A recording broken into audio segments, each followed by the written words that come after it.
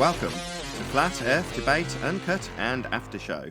I'm your host Nathan Oakley, and if you are new to this channel, or you've not done so already, then be sure to subscribe, hit the bell notification icon and join button if you'd like to become a Nathan Oakley 1980 channel member and keep up to date with the Flat Earth Debate.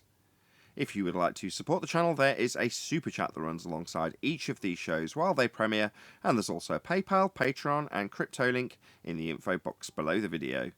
Also below this video you can get £50 for swapping your UK electricity supplier to Octopus Energy, and this is of particular note if you drive an electric vehicle. Speaking of Patrons, I'm going to do a quick shout out to all of you who do support me on Patreon, so a massive shout out of thanks and appreciation to Fibre Oats, Bogey, Michael Kahn, Sarah Griffiths, Rob H, Ben White, Maximum Gravy, John Kays, Tommy Swagnett, Patrick Gunnels, Banter, Will Brax, Mel B. Styles, Troy Shuker, Bose Nail, Maris, Hairy Blade, Mobile Max 777, Neo the One, Lost Cat FE, Rob W, Open Minded, Reese Pound, Del West Watson, Muted, Maria Neelands, Unbelievable Productions, Blue Ridge Ranger, The Real Gabster, Liam Nedrick Jr., Abraham Mohammed, Adrian Quintana, Skeptic936, Life is Short, Texas Mike, and David Wayne Foster. So another massive thank you to all of you for supporting me on Patreon. Now I will hand over to whoever is in Discord and Google so you can enjoy their dulcet tones while I set up for today's live show. I just got here. Me too.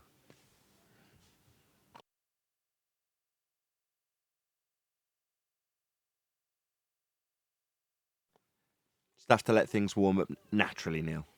It's all good.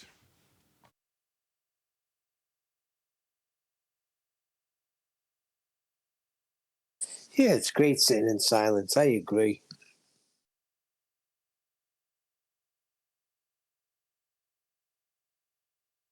I mean, if you want, I can summarise the shenanigans in regards to the elevation angle claim, because now we've had it for a few months. You get to see what they're going to do, and we've seen it a few times. Sure. Give it to us. Well, the trick is to now establish the angle measurement prior to asking any questions about how it might be performed or what it might show. So in other words, when I listened back to the show with Bob, which I hadn't had a chance to do till yesterday evening, what I discovered was, having actually looked at the thing that he had been texting with McToon, he said in the show, the angles have all been given to you, they've all been provided, or words to that effect. It's like, well, we're talking about the sextant and its measuring of angles, yeah? So what they do is, because that needs a flat plane, they say, we've already done that bit, now explain X, Y, and Z to us. Like, okay, with the angles you've already measured off a flat plane, but because you've already measured them, you think you can just skirt past that. So that's what they do. They start with the measurement having already been taken, because then they don't have to cover the embarrassing detail that that angle that's already been taken and provided to you in the question needed a flat plane to get it. Yeah, but my thing is, why isn't this eye-opening to them? You're just gonna... I mean, it's like, open your eyes and stop deceiving yourself. You know what they would have to think about if they did that, Neil? Yes, yes, I know. That was kind of what was on the docket for today, John, actually. It's like, when I was in the shower, I'm thinking about this and going, hold on, have any of them actually considered the alternative? And I always go to Conspiracy Cats for this example with his interview with Haunted House, where he's detailing in the third person his, I'm going to ascribe it to him because it can only be him, he can only speak for himself, in spite of him ascribing it to a third party, his contemplation of how devastating and awful it would be if what we say is true, and how that is the worst possible thing that can occur. Therefore, better brace against it with everything you've got, because that's the worst thing that could happen. But if it was true, and then he went on to explain that there'd be lots of other lies that you'd have to assess all of a sudden, and you couldn't really trust many of the people that had given you the information in the first place. In other words, oh, so you have contemplated this. But where do they go? Well, if they haven't gone there, and we're asking where they might go, future tense, where are they now? Which is to say, are they at the stage where they're going, bloody hell, I need a flat plane. Let's get around this by starting with the angle measurement, for example, with my explanation of how they're trying to get around the fact that the angle measurement comes from a flat plane. Just start with the angle measurement having been already measured, and then we don't have to deal with it. But that, to me, suggests that they must have contemplated it to come to that particular line of attack. Because the line of attack cannot include the devastating point that you've got to measure the angle off a flat plane, so just go past that bit and start there. Well, that takes to my...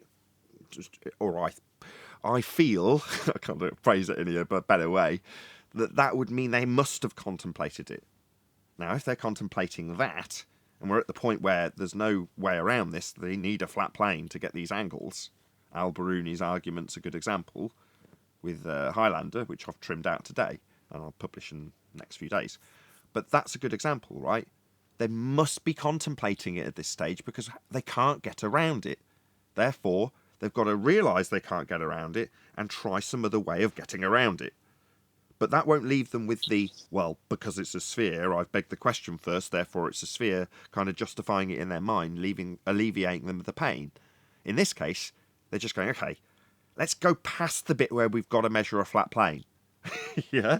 Well, that leaves them with the necessity to contemplate it. Would you not agree? There's another possibility. Where they're such parrots anyway, and they repeat what other people say, only the originator of the argument would have to deal with that pain. So McToon and Bob, you're saying, would have to have contemplated it in this regard? Right. They're the only ones that's really having to deal with it. The people watching them for their confirmation bias, I don't think they... Okay. I mean, I am talking about the people we interact with, specifically Bob in this example, because that's where I was going, because you obviously picked up on. Right, at the end of it, you start denying fundamental premises of the very claim that you're making in the first instance, i.e. we don't need triangles. You know, we don't need R. Like, how much more of the claim that you're trying to prove do you want to deny before we get there? I don't think it's only to them, though. I think it's to their audience as well. Well, they're not worried about proving a globe. They're just trying to disprove us.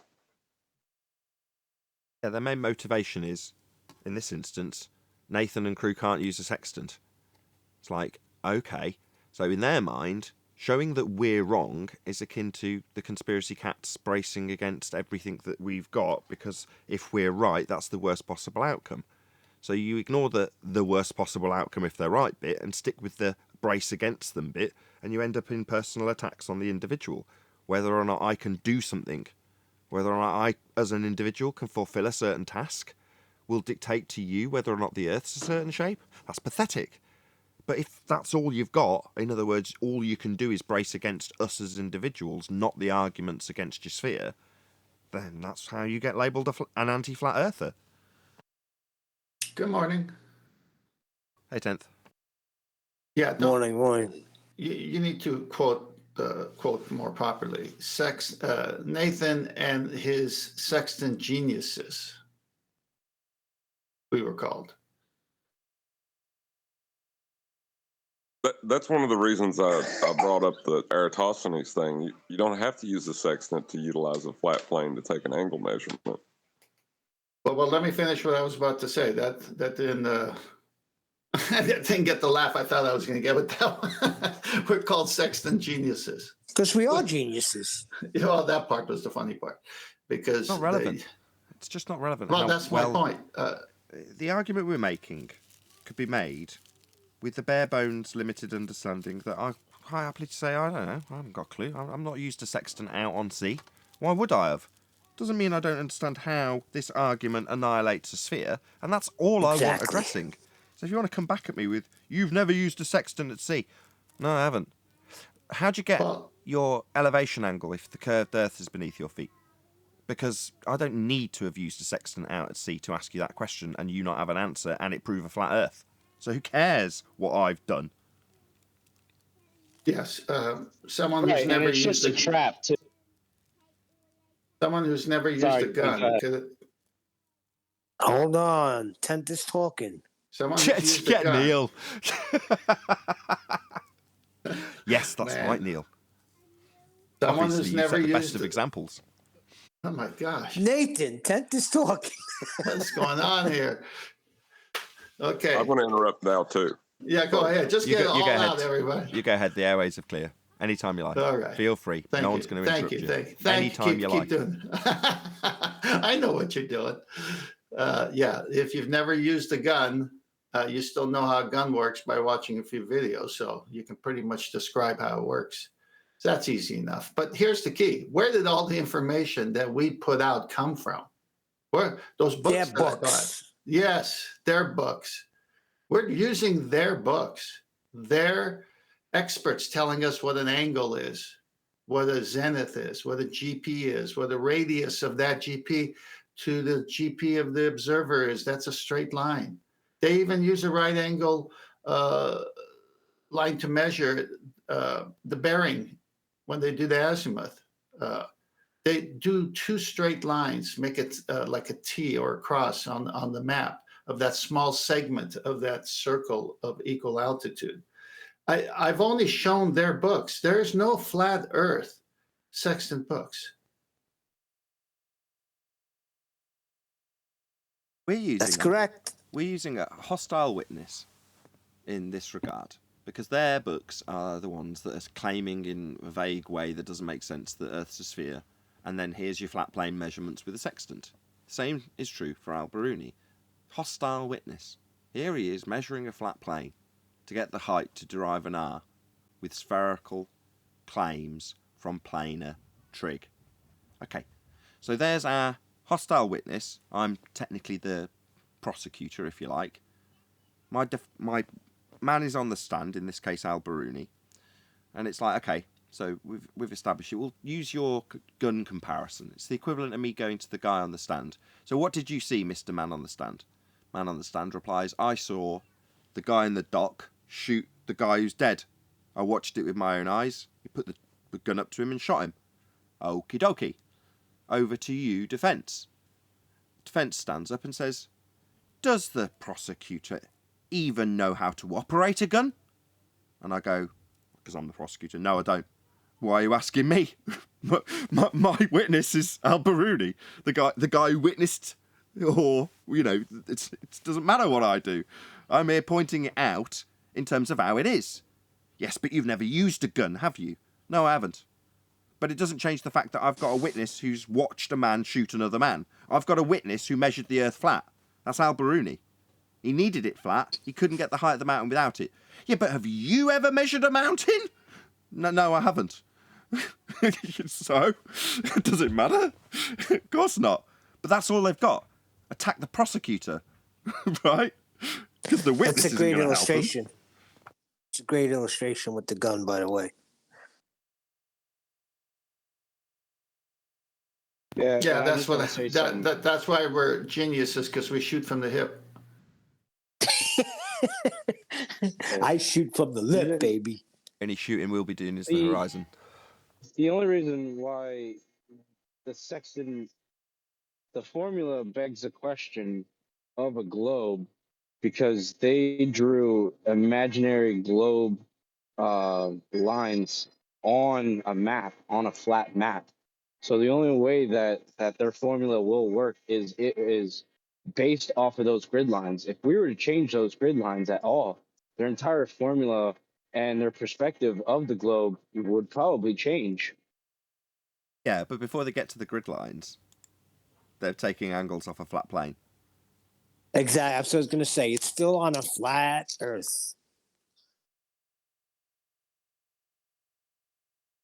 I'm just saying that the only way that it even begs the question of being a globe is based off of those grid lines. After you measure an angle on a flat plane. Right. Yep. Right. You have to work it flat, and then you make it globe because of these imaginary grid lines. That's it. It's already flat. Yeah, you're right, and I'm going to do this, and it's like I'm undermining you, which I am. I'm saying, yeah, if they can get it to that stage of the argument, I said this at the beginning of the pre-show, the whole, their shtick at the moment is to take it beyond the angle measurement that proves it's flat. Start with that having already been done. Well, you're saying, well, once we've got our angle measurement and we're going to start to go to the maps and refer to how the maps say the world is, like, yeah. What did you do first? Did you get the map out? All right, you unrolled it, did you? Okay. Yeah, but then you took a measurement off a flat plane. So who cares? When you look at the books that I have, and when they talk about making adjustments after the angle measurement is taken, so you use the sextant, you get the angle, and then they have adjustments you got to make. You got to make sure for index error, was the sextant set at 0? Was it plus off or minus off on the gauge on the sextant? And if for whatever reason your sextant fell at a few times during usage, and it could never be set at 0, or if it came from a factory with the setting saying it's, plus 0 point this or minus, then that is also subtracted once the angle is taken, among other things, like dip, which is your height above the ocean surface if it's a natural horizon sextant sighting versus artificial or bubble, where you don't do dip because you already established horizontal. But when it comes to refraction, these are the things that make up refraction that has to be subtracted from the sextant reading as well. The density of the air, the temperature, barometric pressure, and the altitude.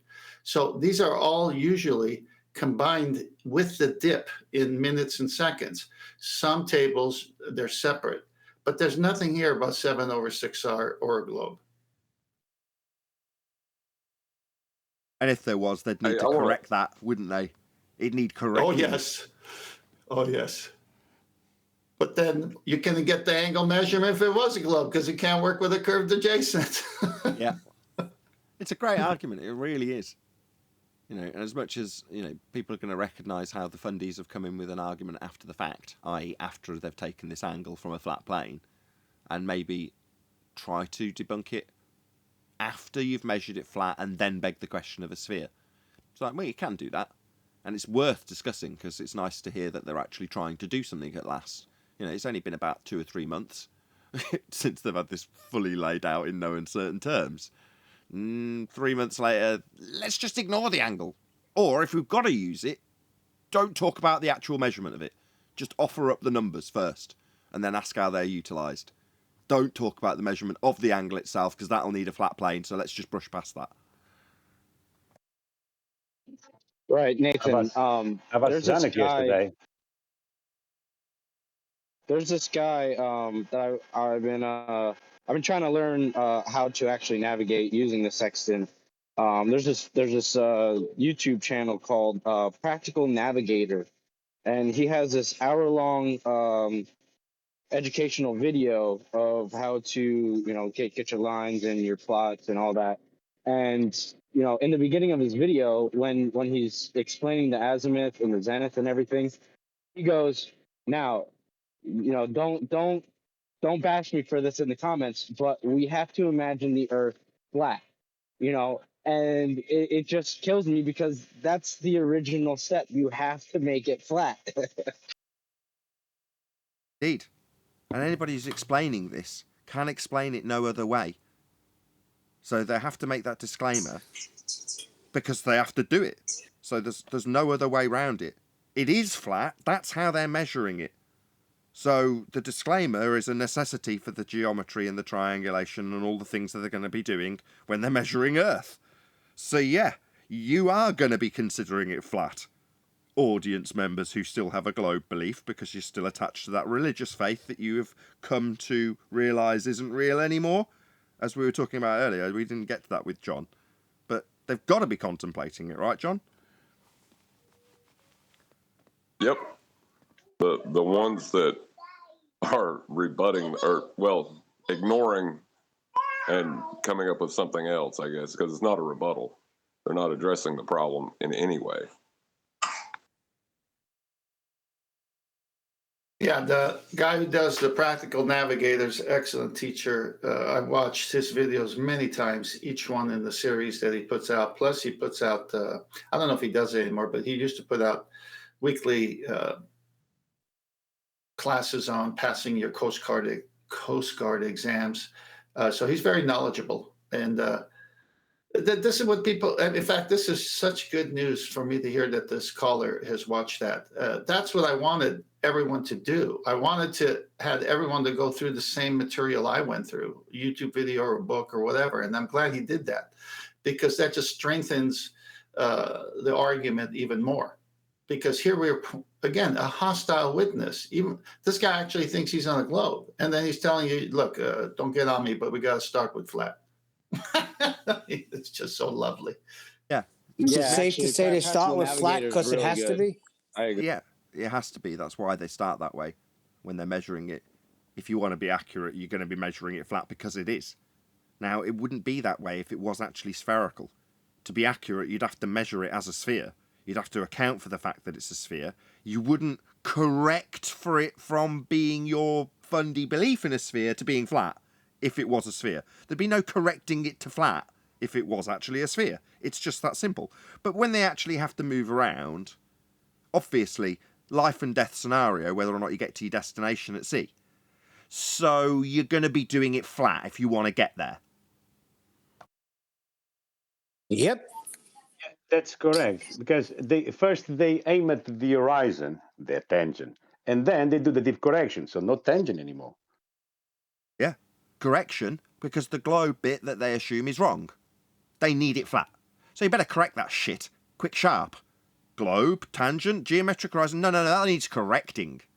So your dip correction is to get it flat. Make it more correct. Because the globe bit's wrong. Once they came and started saying, "Have you ever used the sextant?" They were buried right there. Have you Well, you ever need a used a gun, Mr. Prosecutor? Because you're talking all about how people are getting killed with them. Surely you've shot one and got good grouping. You haven't? Oh, we can disregard this line of questioning.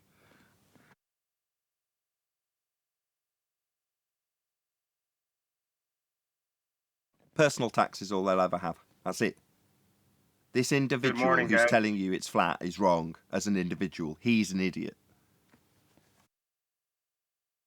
You know Amazing. what else? They're also getting hung up on the word adjacent. They think that it's like a line outside of like we're looking at it from a third person perspective. That there's another adjacent line. Like there's a separate line. I think that they're getting caught up on that. Where really what we're meaning is a flat baseline, the curved baseline. They're getting caught up on that word adjacent. Adjacent to the hypotenuse in a triangle. That line gives them 90 degrees. The line between the hypotenuse and the baseline is the 90. So when we say adjacent, we're talking about triangles. We're talking about that particular part of the triangle, which when disclaimed, well, to do this, we've got to have it flat. Don't give me crap in the comments. Yeah, because if it was curved, they wouldn't get 90. And what are you measuring with the hypotenuse? That's your line to the star or sun or moon or whatever you're triangulating yourself with. So, yeah, you're going to need a flat baseline. That's what we mean when we say adjacent. Adjacent to the angle that's being measured in the theodolite.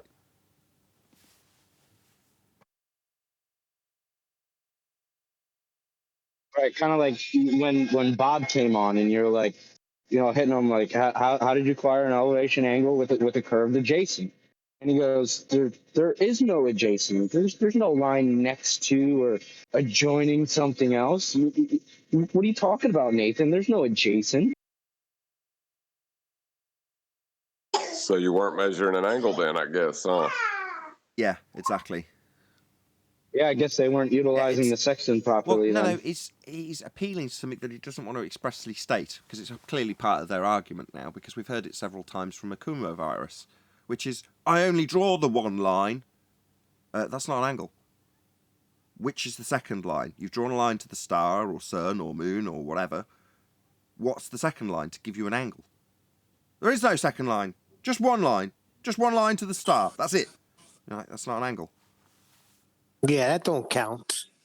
You need two lines. Further to that, you're trying to establish the position of that star at its GP so you can triangulate with that position that's known when you measure the angle. So you're getting that position, the GP of the star. What's the GP? The ground position. Well, the triangle is completed by that 90 degree at the GP of the star.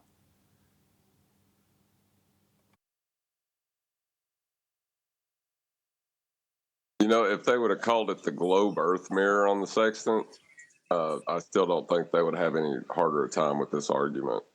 Like, they're just not looking at the ground and what they're actually measuring. They say it doesn't include the ground. You're trying to triangulate your position on the ground with relation to stars that you sight and triangulate with. Now, you might need 2, you might need 3, depending on whether there's an overlap on land that you couldn't be on. But ultimately speaking, with 2 or 3 stars, you're going to figure out where you are. On the ground. With straight lines to the GPs of the stars, i.e. on the ground, their ground position. But when you point that out to them, because that line, the one between you and the ground position of the stars, a flat baseline, the one that you're establishing with the tool that you use, well, they deny that it's anything to do with the ground at that point. It's nothing to do with the ground, is what they'll tell you. When they're here trying to prove the ground's curving, but because it can't be curving, it must be flat, it's suddenly nothing to do with the ground. How convenient. Listen, it's painful for them. I just realized it's got to be tremendously painful for them. Yeah, we established that at least 2 years ago, and we've been saying share your pain ever since. Yeah, the black swan was painful. You're talking about some kind of... I know. It's like taking a knife and twisting it in. It's getting more and more painful as the knife turns. Well, they denied their own geometry when they said refraction, leaving them with no tangent to claim in rebuttal for this particular example that debunks a sphere and proves it's flat. So when they do assert it, A, we laugh and say black swan, and B, we point out that the angle measurements they're going to be utilising for this example is going to be taking place on a flat Earth, and there is no way around it at all. That's got to be painful. What are you going to do? Keep talking about the angles that had just been measured back in 1982 or something, which is what they did most recently. Check out this little problem from 1982. Obviously, given that it's already had the angles measured, we're not going to refer to that bit of this, because that'd need a flat Earth. It's like, what? Yeah, we're going to measure some angles with this tool called a sextant. It's a sextant argument. But you just say, well, let's just forget about the sextant being in your hand measuring any angles. Here's the angles that were measured. Don't need to concern ourselves with how. The fact that they needed a flat Earth, who cares? Now tell me where we are on a globe. Well,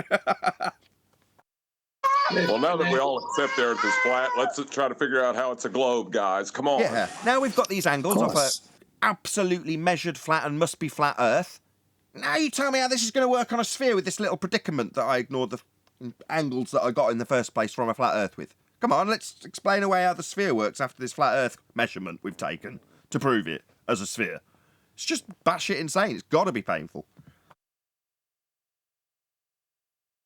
Nathan, I got some slides. If you can go to Master B. Okay, they're up. Yeah, the first one is the Navy video that shows how they are demonstrating how that angle is given to you, where the Navy person is holding that tape. Does that look like a right angle from the GP of that pole? It is. Yeah, well, that's what he's telling you, what you're doing on the ocean. You use your sextant where he's at. The top of the pole is the altitude of the star or sun. The GP is the zenith, directly somewhere on the Earth. The middle of that circle of equal altitude. Anywhere on that circle, you're the same distance. You have to do 2 or more to triangulate, so you can get a crossing of 2 circles. You're at one of those positions. And look at that, looks like an angle to me. That looks like a right angle to me. So that's from their own description of what's happening. The next slide is going to show a ground plane. Well, what's that guy doing with that theodolite there? He needs a ground plane to get the angle. So there's a 90 there, as you can see. Next slide. A simple protractor. The sextant is a glorified protractor. That's all it is. It measures angles. How do you get an angle? You need two lines meeting, creating a vertex. And it's always subtracted from 90. All their books say that, because the highest altitude of any star you shoot is 90.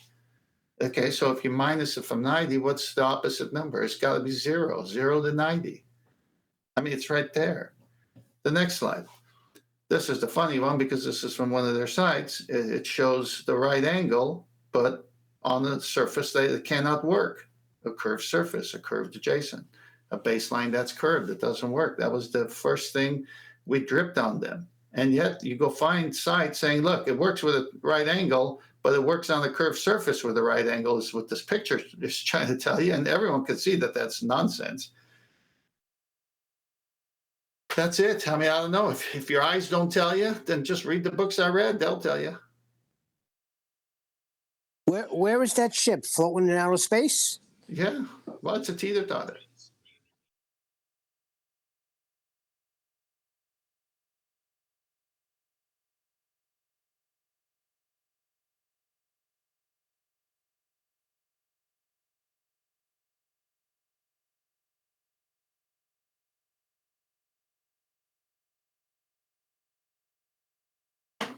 You must be starting the show.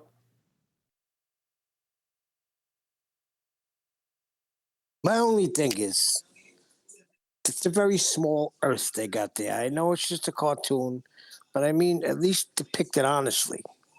I know it's from their books, but it would be like very tiny, the ship. Yeah, but the plane that Wouldn't they be can that measure big. on is about, proportionate to make our point, which is to say that, no, by scale, that's how bad the problem would be, right? 10th? Because you could easily have 5,000 miles of completely flat area of equal altitude. The clue's in the name. I see. Yes, I got you. Well, actually, it's worse. That's just the radius. The full diameter would be 10,800. If you're saying at the sun at sunset is 5,400 nautical miles away, so that's 10,800. I mean, that we're going to do more work on that, but just that off the top of your head is all flat because someone is on the other side of that GP of the sun, and his radius to that GP is also flat, and it's 5,400 miles because that's just one circle of equal altitude. Wow. That's a lot of flat. Yeah, but the minute you pull out a sextant to use it, it's an angle measuring device. And how does that work? You need a flat baseline. You can't work on a curved adjacent. It's how do you get angles? And it's from 0 to 90, zenith all the way down to 0. So that's what you subtract to see where you're at. Well, 10th, now that we've established that it's a flat plane, we have to figure out the calculations needed to turn it into a globe. Oh, yeah, that's on my top priority. Yeah.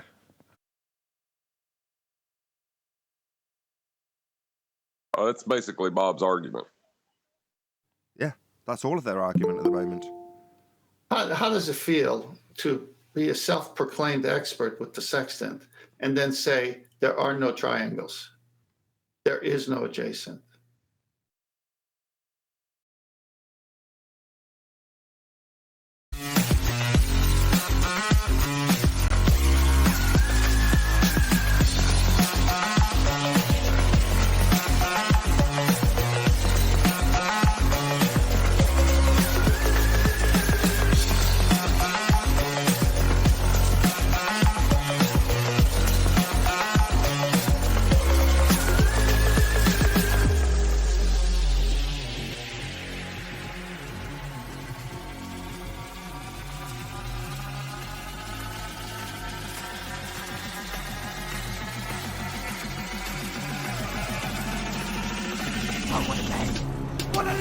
Welcome to Flat Earth Debate Live.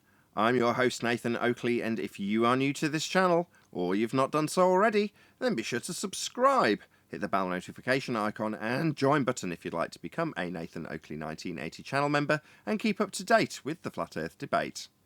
If you would like to support the channel, there is a super chat that runs alongside each of these shows while they are live, and there's also a PayPal, Patreon and crypto link in the info box below the video. Also below this video you can get £50 for swapping your UK electricity supplier to Octopus Energy, and this is of particular note if you drive an electric vehicle. Most importantly, if you'd like to join the discussion, simply mute the page you are currently watching, then click the link in the info box below this video to join the panel and express your views on the nature of Earth. If you do join, please don't swear. If you do, you'll be ejected, and if you are, please don't try to rejoin the stream using sock accounts. You'll be warmly welcome back on the next stream. Please also share the show on social media. Sharing the show obviously increases the live audience, but this in turn increases the chances of a more diverse panel, so please share the show. Now we are joined by Arwin, 10th Man, Brian's Logic, Neil, Refracted Curvature, and a whole bunch of people in Discord, so welcome one and all. Greetings, everyone. Hello, everyone. Hello. Hey, good morning. Good morning, good to have you all. Arvin went to lunch. He'll be back. Oh, well, that's good to Arwen know. is out to lunch. Yes, that's true also. They're trying to sack him. Hey Adam, good to have you. Afternoon, everyone. Hello. Let's do Hey, the Adam. housekeeping. Any evidence of a physical geometric sphere-edge horizon, formerly known as the curve of the Earth? No, next. No, Mitchell put out a video today. He shows a flying boat avoiding that curve.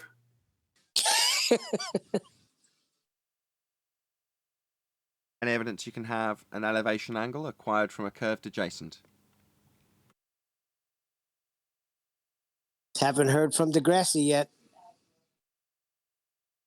Well, as I understand it, no. But if you can answer a calculation based on those flat plane measurements, then it must be a sphere.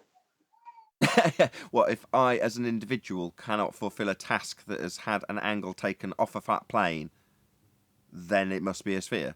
No, the angle that was used to ask us those questions by Bob via MC Toon, or the other way around, by MC Toon via Bob, they'd been taken from a flat plane, the angles that they were describing and asking us questions about.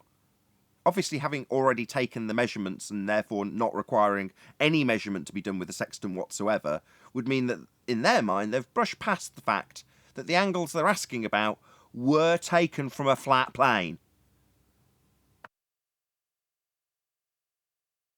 Right. And if you can't do my calculation that presupposes a globe using existing angles, then it's a globe. So maybe we can press these dicks for a response in this regard. So they've asked us a question, and obviously we're very keen to answer it, but we need to qualify that particular aspect of the measurements they're asking about. So all those minutes that they're asking us about in terms of where we're going to find ourselves located after we utilise them, yeah, the utilisation of them is going to need a justification for how they were acquired, though. They were measured on a flat plane. You appreciate that, right, Bob and MC Toon? Yeah? So, what gives? Why are you asking us questions about angles measured on a flat plane? In their spheriness regard. It doesn't make any sense. So, like I asked Bob, but then he seemed to run away and get very scared of actually explaining how it proved a sphere. He didn't even seem to know. But maybe MC2 knows better, as it was his text message that eventually made it our way. So you're asking questions about angles measured on a flat plane, MC2. Maybe you can explain why. Because you've proved a flat Earth, my friend.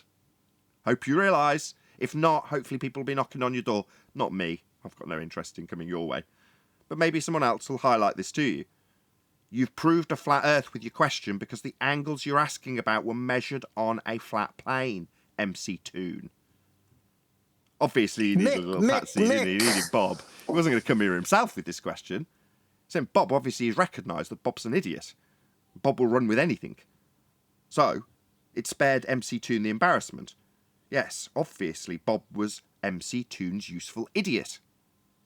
But now we know where the source information has come from, MC Toon. We'd like to know why you're asking us about flat plane measurements of angles. Can you do that for us? Maybe a little reply video. Yeah, maybe a little advert for the Flat Earth debate, MC Toon. There's a good dog.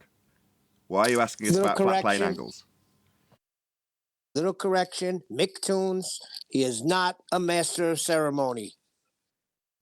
Because obviously... Is it possible? you'd want to call that out, you know, when there's people like Professor Dave out there calling yourself an MC. What an outrage. MCs around the world are going to be disgraced, aren't they? Yep. Is it possible that Bob didn't know he was talking about angles when he said degree, the measurements in degrees? Maybe he thought he was talking about temperature. What? No, I don't think he's that stupid. Yeah, so then he has to have, at least on some level, recognize the argument. No, he's a trickster. Remember the first go around, he said he didn't need a horizon. Yes. And I pointed out to him, then why does the sextant have a horizon mirror on it? And then this last show, he said, yeah, you aimed the sextant at the horizon. Nathan caught him and said, I thought you said you didn't need a horizon. And so in the meantime, he was using an artificial horizon, which, by the way, is a horizon. It's just artificial. So you still need a horizon. This guy's just beyond help. He was deceptive on the very first time he came on 10, because that's what he did. Later on, then he said he was using an artificial horizon. No, on the same show, I caught him because I kept drilling him. And I said, well, how do you do it without the horizon then?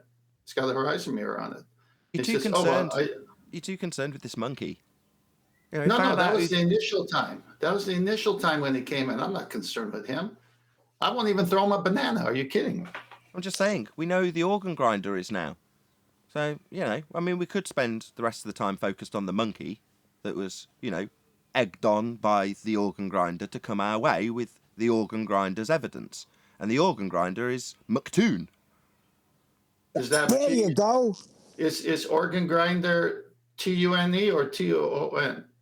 McToon, organ grinder? TUNE. Yeah, there you go. Are they trying to compartmentalize this and have half of them take the angle measurements and then just pretend like they don't know how they're doing it, and then have the other half talk about those angle measurements as if the calculations prove it's a sphere? Yeah. Is that what they're... Yeah, offer up the evidence after the angle measurement's been taken from a flat plane and only talk about the numbers that have come from the measurement, not the measurement of a flat plane you got them from. It's very simple for the audience to understand that after they take a measurement, they must subtract it from 90. And 90 tells you everything because a 90 is a perpendicular. It's a right angle. Any evidence of axial rotation of the Earth-based variety?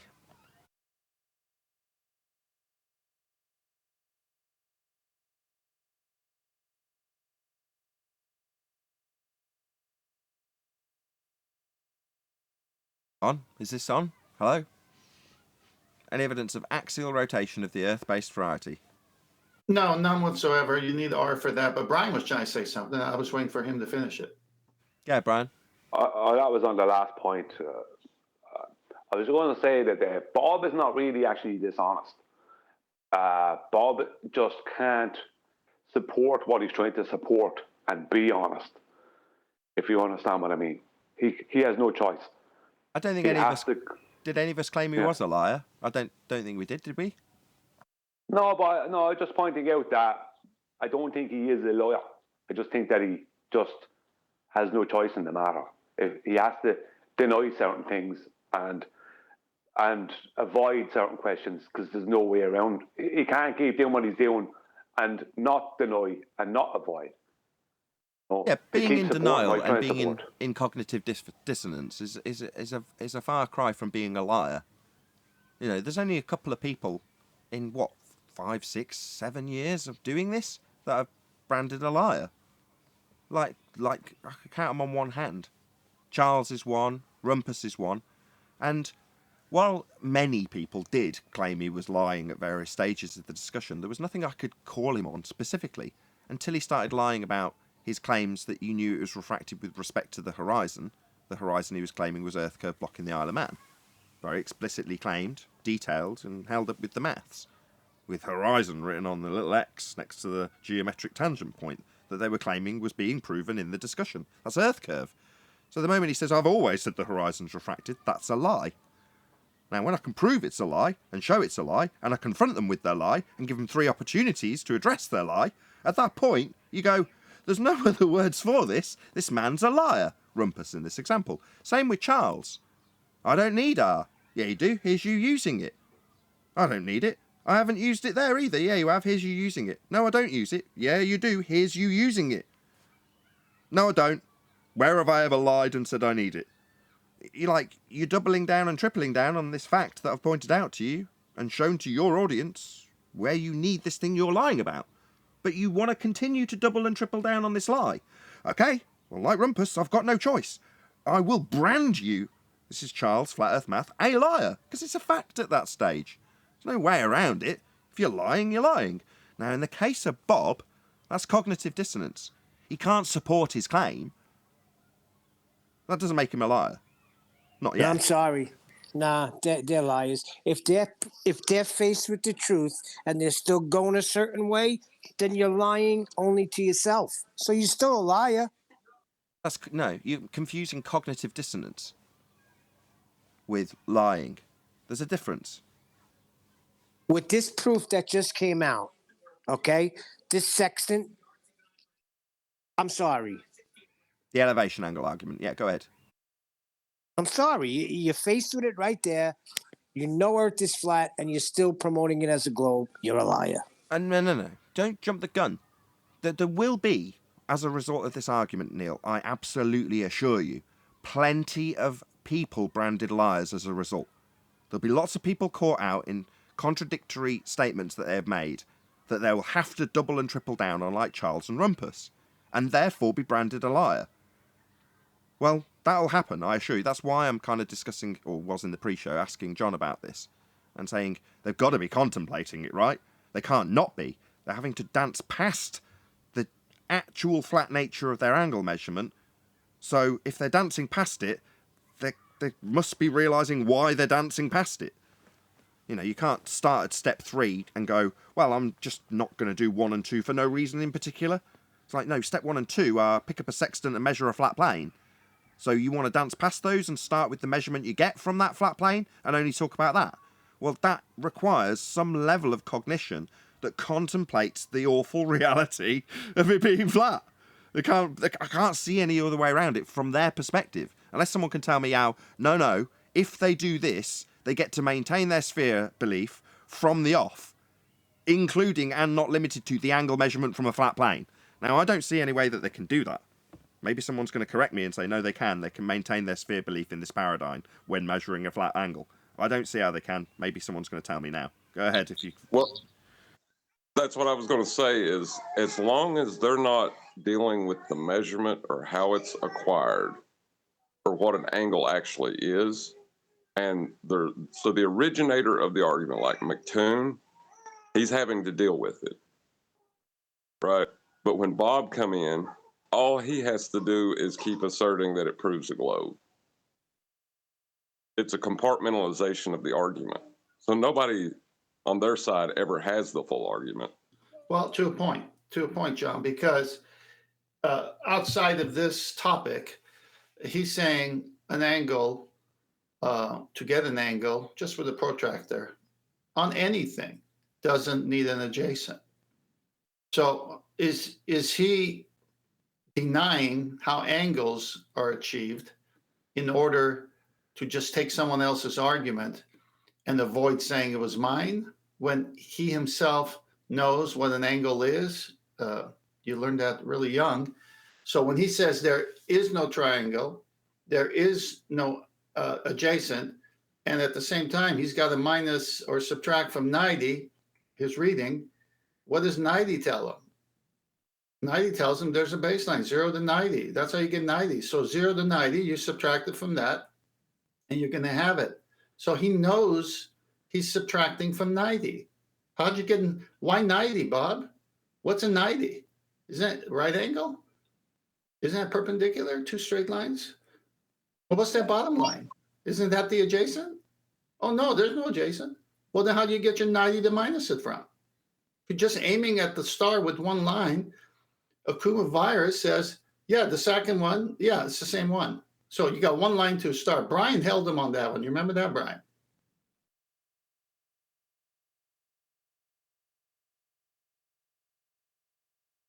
I do.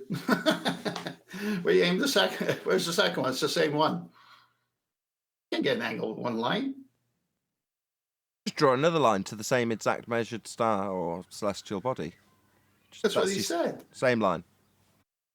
Good luck with that. Draw it twice. That's 2 lines.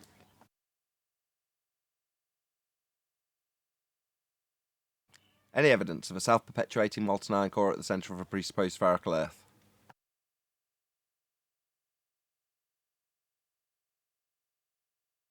No, it's all presupposed. You're going to need R for that. None of that exists either.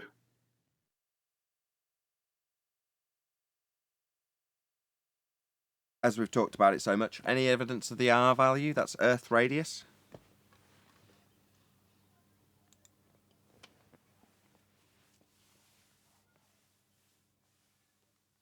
Nope. Gone. Black swan. If it was there, we'd all see its effect. It's not there. We don't see the effect of it. Oh, it's there. You just can't see it. It's the atmosphere. What? So it's there, but we can't see it. And the horizon we do see is beyond where it's supposed to be. I thought that was the part that blocks everything. Why is that in front of the horizon that we do see? Because it doesn't exist. It's a thought experiment. Let me tell you, it's going to come out one day. It's just a thought experiment. Just a consideration. As far as R goes, from what I've looked at, maybe I'm wrong, but every single claim that has anything to do with the radius uses flat plane measurements to get to the radius. So they're screwed. Every refraction study uses a flat plane. And then, as Arwen said, considerations are given afterwards, geometric ones. I've actually got a clip that I took out from the discussion.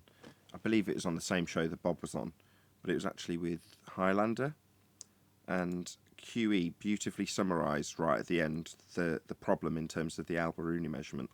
So if you'll indulge me, I'll play it to you now.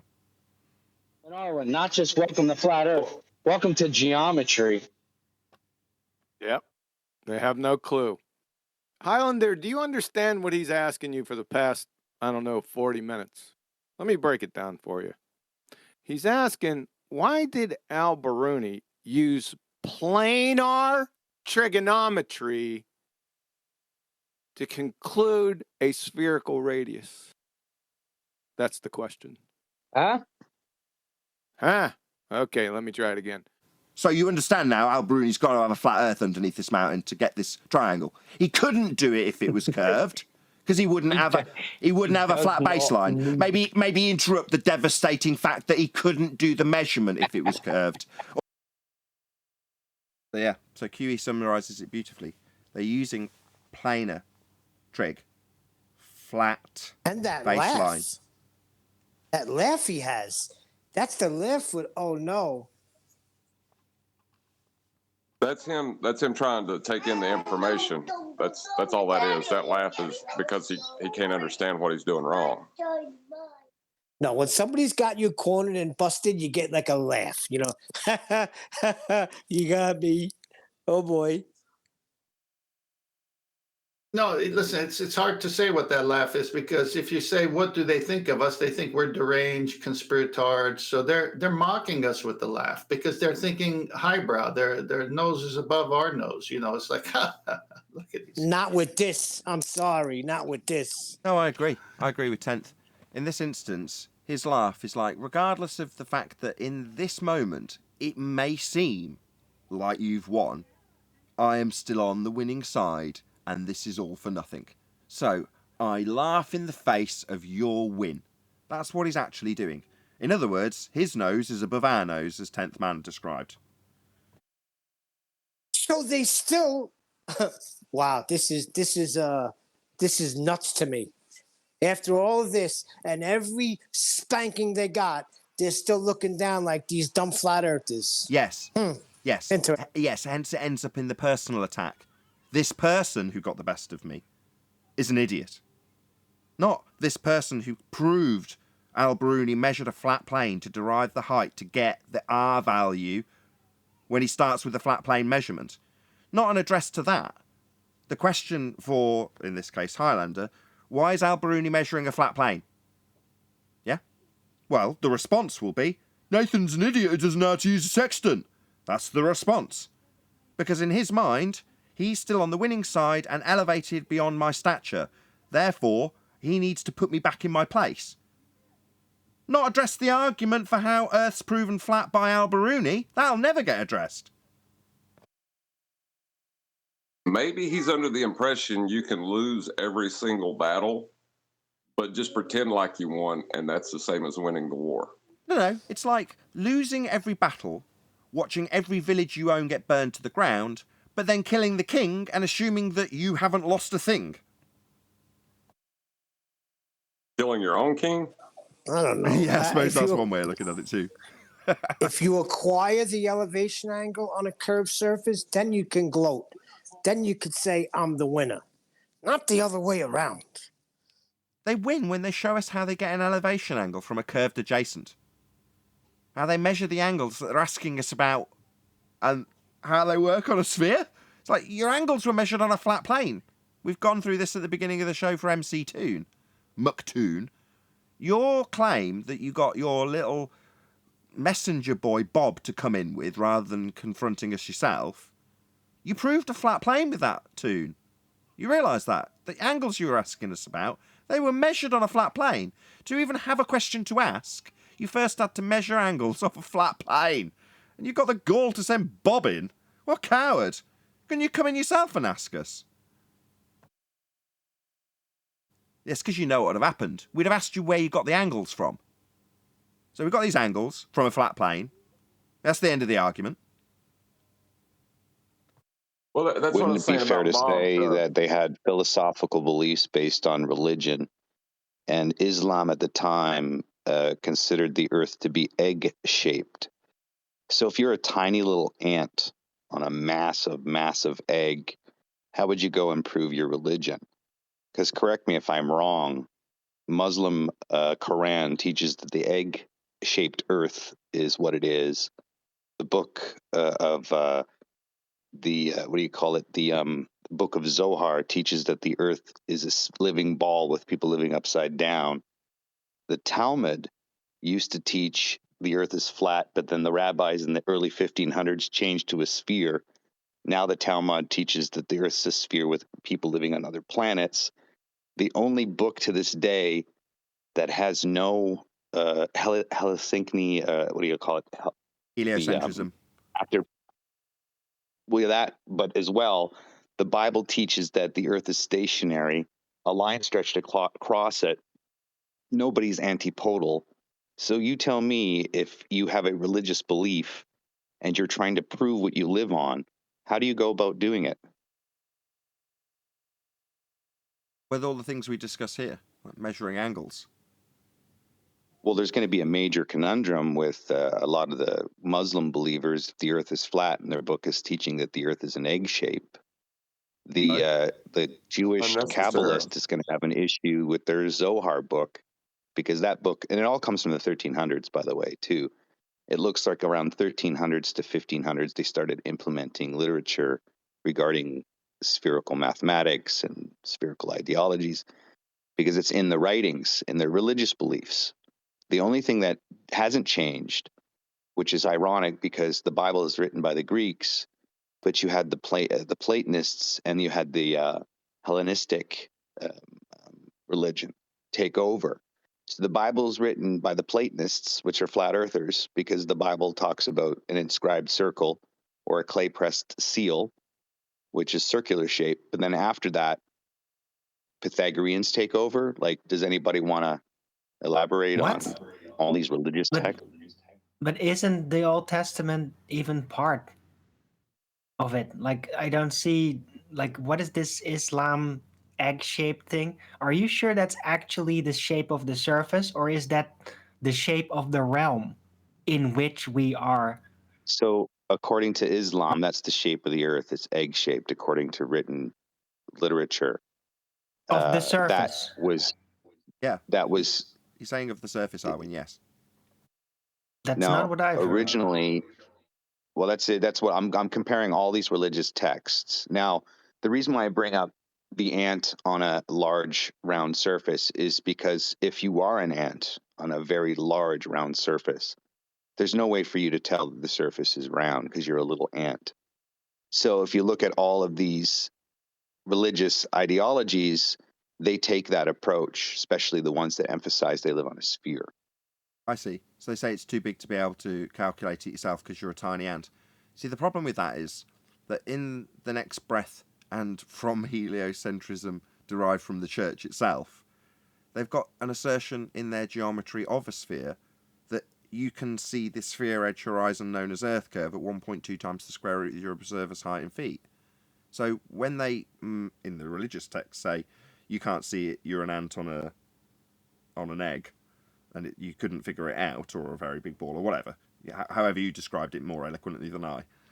Well, no, because you would have a geometric limitation to your view if you were on a sphere, or an egg, or any shape that's not a flat plane, which is not a shape, it's an aspect.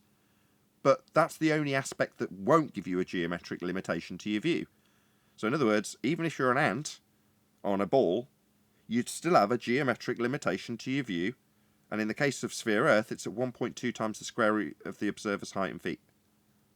It's Earth curve. We've debunked it with the black swan. Here's the problem with that, is that according to all, like if you just break down the square rooting times 1.22, I've come across a lot of information regarding the sextant using the square root calculation, multiplying it by 0.98 to get a dip correction to the apparent horizon. So even in the early 1700 navigational sextant information that's provided to you, they're not using that 1.22 as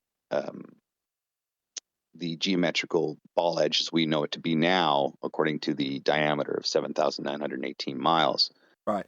They're using that square root of the observer's height, multiplying it by 0.98 to calculate for air adjustment due to refraction.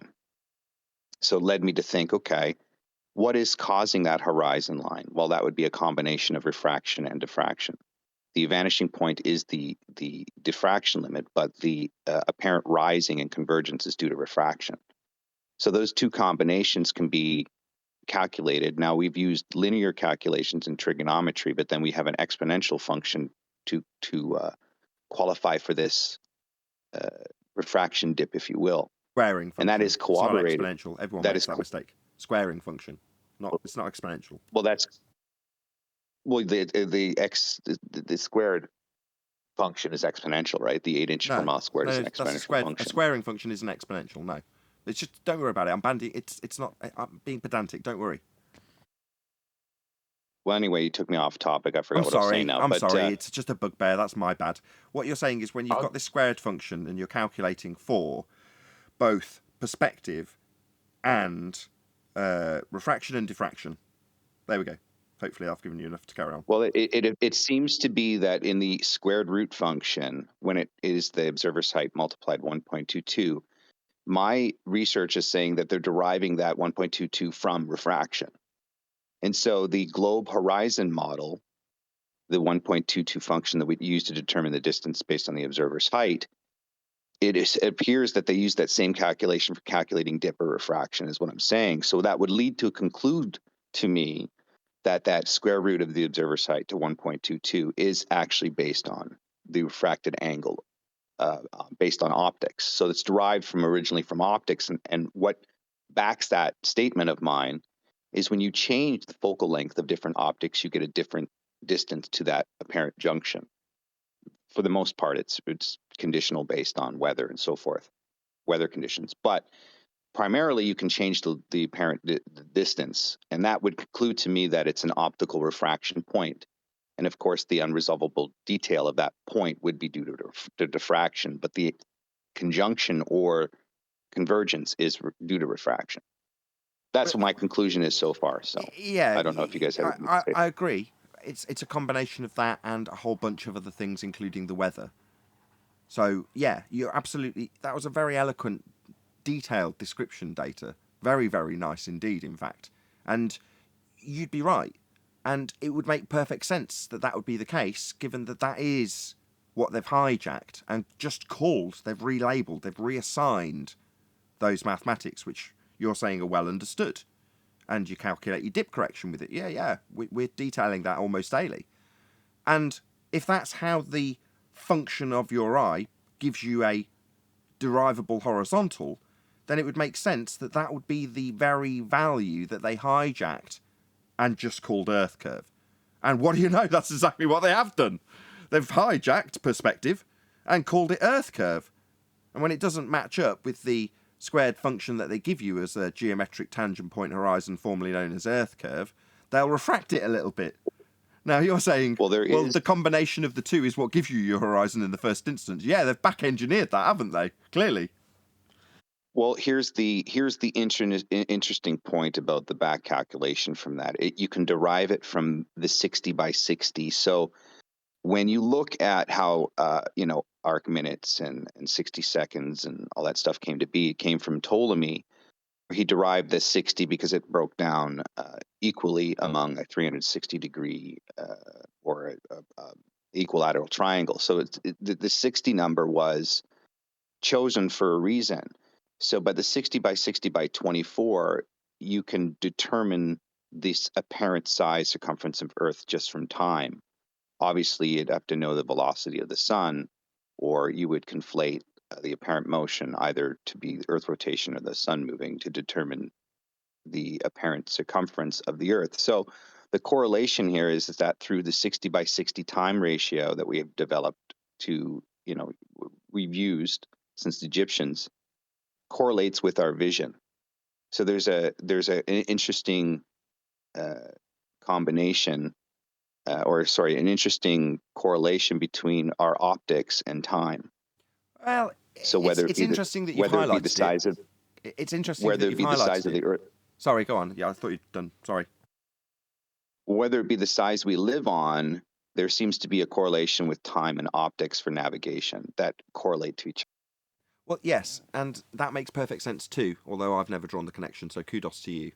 But yeah, when you're deriving the outside edge of a sphere and therefore the radius that it'll have from the averaged celestial movements that we observe, it makes sense that the two are linked together.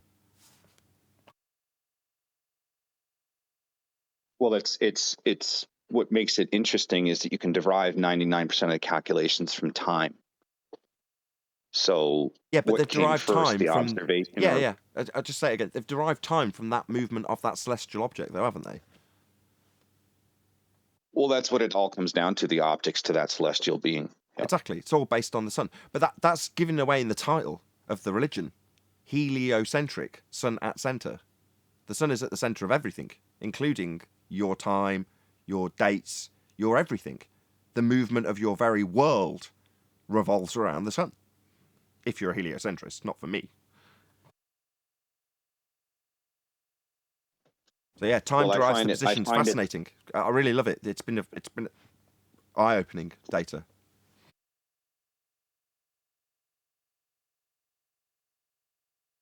I hope the audience appreciate that a little bit from you, Data. I don't know if they did. Maybe it was over a lot of their heads. I hope not. I don't know. Well, when you realize that a lot of the calculations were done by candlelight, you'd have to think, what base did they work off of? Because keep in mind, all calculations start off with a base. Even this apparent deviation from verticals along the horizontal, they have to have a base to measure the deviation, right? So when they calculate everything, who was the first? Obviously we were dealing with the Egyptian timekeeping. And my research says that the Egyptians thought the Earth was a square foundation. That's why the longitude and latitude lines are the same. I think the pyramid base is basically latitude longitude lines that we use in modern map making to this day. So I don't know if anybody knows that as well, but we're definitely living in Egyptian world still. Yeah, Adam and I were discussing this. He's come off mute. Go ahead, Adam. I was just going to agree. I think everything is astrologically Egyptian in its formation, whether that's the way we've adopted, but fundamentally all the ancients, that all the calculations are taken. I'm saying Egyptian. That's kind of where we attribute it. I think it's pre-Egyptian, sort of pre-First Dynasty. This knowledge is still, coming from. I think it dates further than that, but just one little bit. What you said there, Dave. If I can go back to the Islamic ant, because I love looking for these things. I think I found it. I think it's Surah 79, 30. It reads, "And the earth after that." And there's two options here. You can say made it, and the earth after that made it egg-shaped. So that you could read it that way. But if you look at the derivation of the word, the first choice is he spread it. If you look at where the word comes from, the reason it has this double meaning is it originates from the Arabic description of ostriches, how they lay their eggs, and what they do. Let me just share screen. This is why it's got the double meaning. You could say it's an egg, or you could also say it's, and this is what it's saying, is it's the way in which an ostrich levels out the sand to create its eggs is what it's discussing and describing. That, the way an ostrich prepares its bed for the eggs is the descriptive word. So it can actually read, like I said, as it says here, and the earth after that, he spread it. So he spread the earth out. Or alternatively, probably more in modern times, when we're trying to get heliocentric, we can reinterpret it as he made it egg-shaped. I think both are equally valid. Adam, the interesting part for me is the description in the Bible clearly does not depict anybody antipodal. The Book of Zohar depicts antipodal people. The Quran talks about egg-shaped earth, right? So we're looking at old historical text written by people who had beliefs about where they lived. Correct me if I'm wrong. Oh yeah. Correct me if I'm wrong. The Everyone, Platonists. just one second. I just want, as Adam made the point, I know it's not your point, Data, but your point is nobody's depicting it antipodal. But then you say other than, and Adam's saying, well, you can infer that, but not necessarily even the example you've given would suggest antipodal positioning either.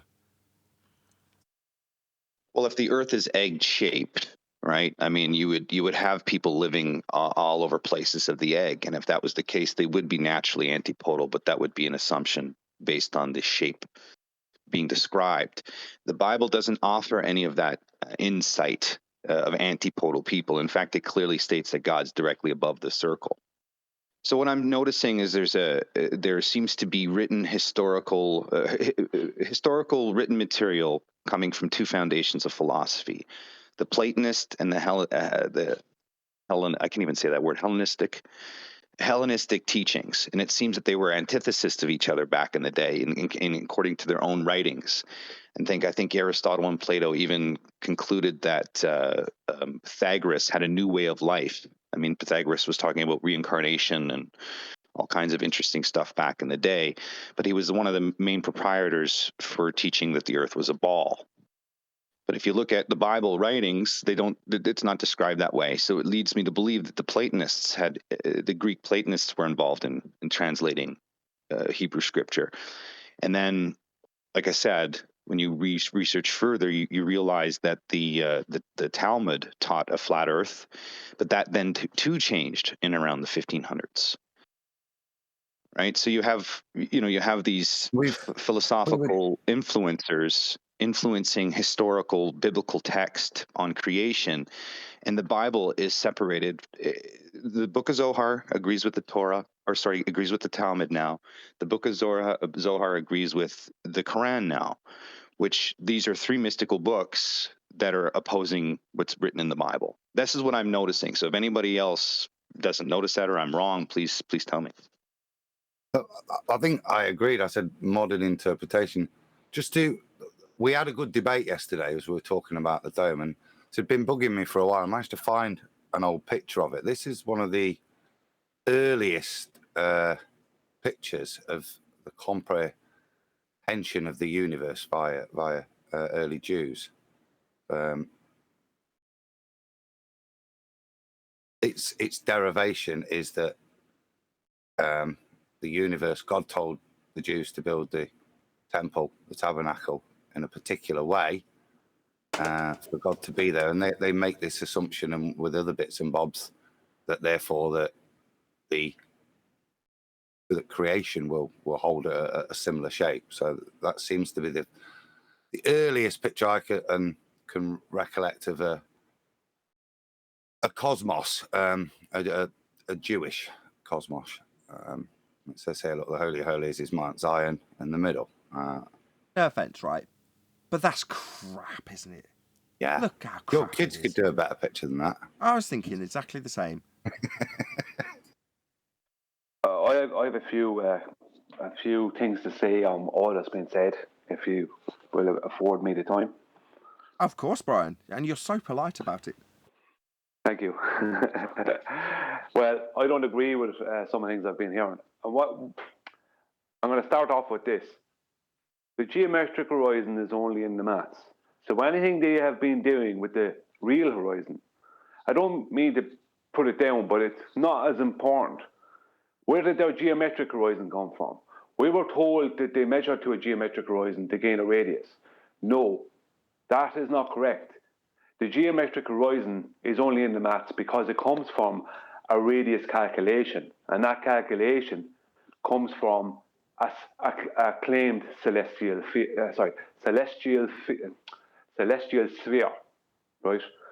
So the globe Earth, its radius value, its diameter, its circumference around its equator, and its geometric horizon are all based on the hijacking of the perspective of view of the sky. And the whole lot is based around the sky because it has to match. It has to match what we see in the sky. It has to match astronomy. So that is why we have a geometric horizon that is only in the maths. So whatever they did with the real horizon, whatever they do, or any calculations they do, any messing around with the fraction and that and else they do, I don't mean to sound bad about it, but it doesn't matter because it has nothing to do with the horizon that was supposed to be blocking boats and buildings for centuries, because Well that said. was only ever in the maths. Well said. Now, Well, that's what I'm trying to highlight to you, Brian, is by letting you know that they literally taking the square root function, multiplying it by 1.22 as not a boundary of feet and inches value, but as a refraction diffraction point. In other words, squaring the circle, right? Using that squared function, basically a triangle, to determine this dip drop function, which appears to be an exponential function, right? A squared function with optics, as opposing to trigonometry, which is a linear function. So the hijacking, if you will, is evident because we can take different focal lengths and see this apparent convergence change, or this junction, if you will, that can be calculated as a horizon based on an observer with no additional optics, right? So I'm just saying that formulation that we're using seems to be not anything to do with ball Earth, but actually optics of the human eye. Right. And that's what you're saying, as well as everybody else here. And so, because, I spent a year, 2 years, if not longer than that, trying to find a formulation that would best represent that exponential function of dip or drop, if you will, in the curve calculator. And I can't come up with, I can use, trigonometry, but then I'm adding in, calculating 5 minutes of refraction to calculate for the, the feet and inches value that's calculated in the exponential function, right? So, or the squared function, if you will. Indeed. I don't think it's that complicated. No, they've laid it out for you. The 0.666 is basically what you're going to use to get that roughly that hidden. But again, that's just like 10th Man said, it's basically a thought experiment. giving you a mathematical description of what it possibly could be, right? Meanwhile, ignoring the whole refraction, diffraction limit, optical angular limitation. It's excluded with Muppet Vision. What? I'll go after John.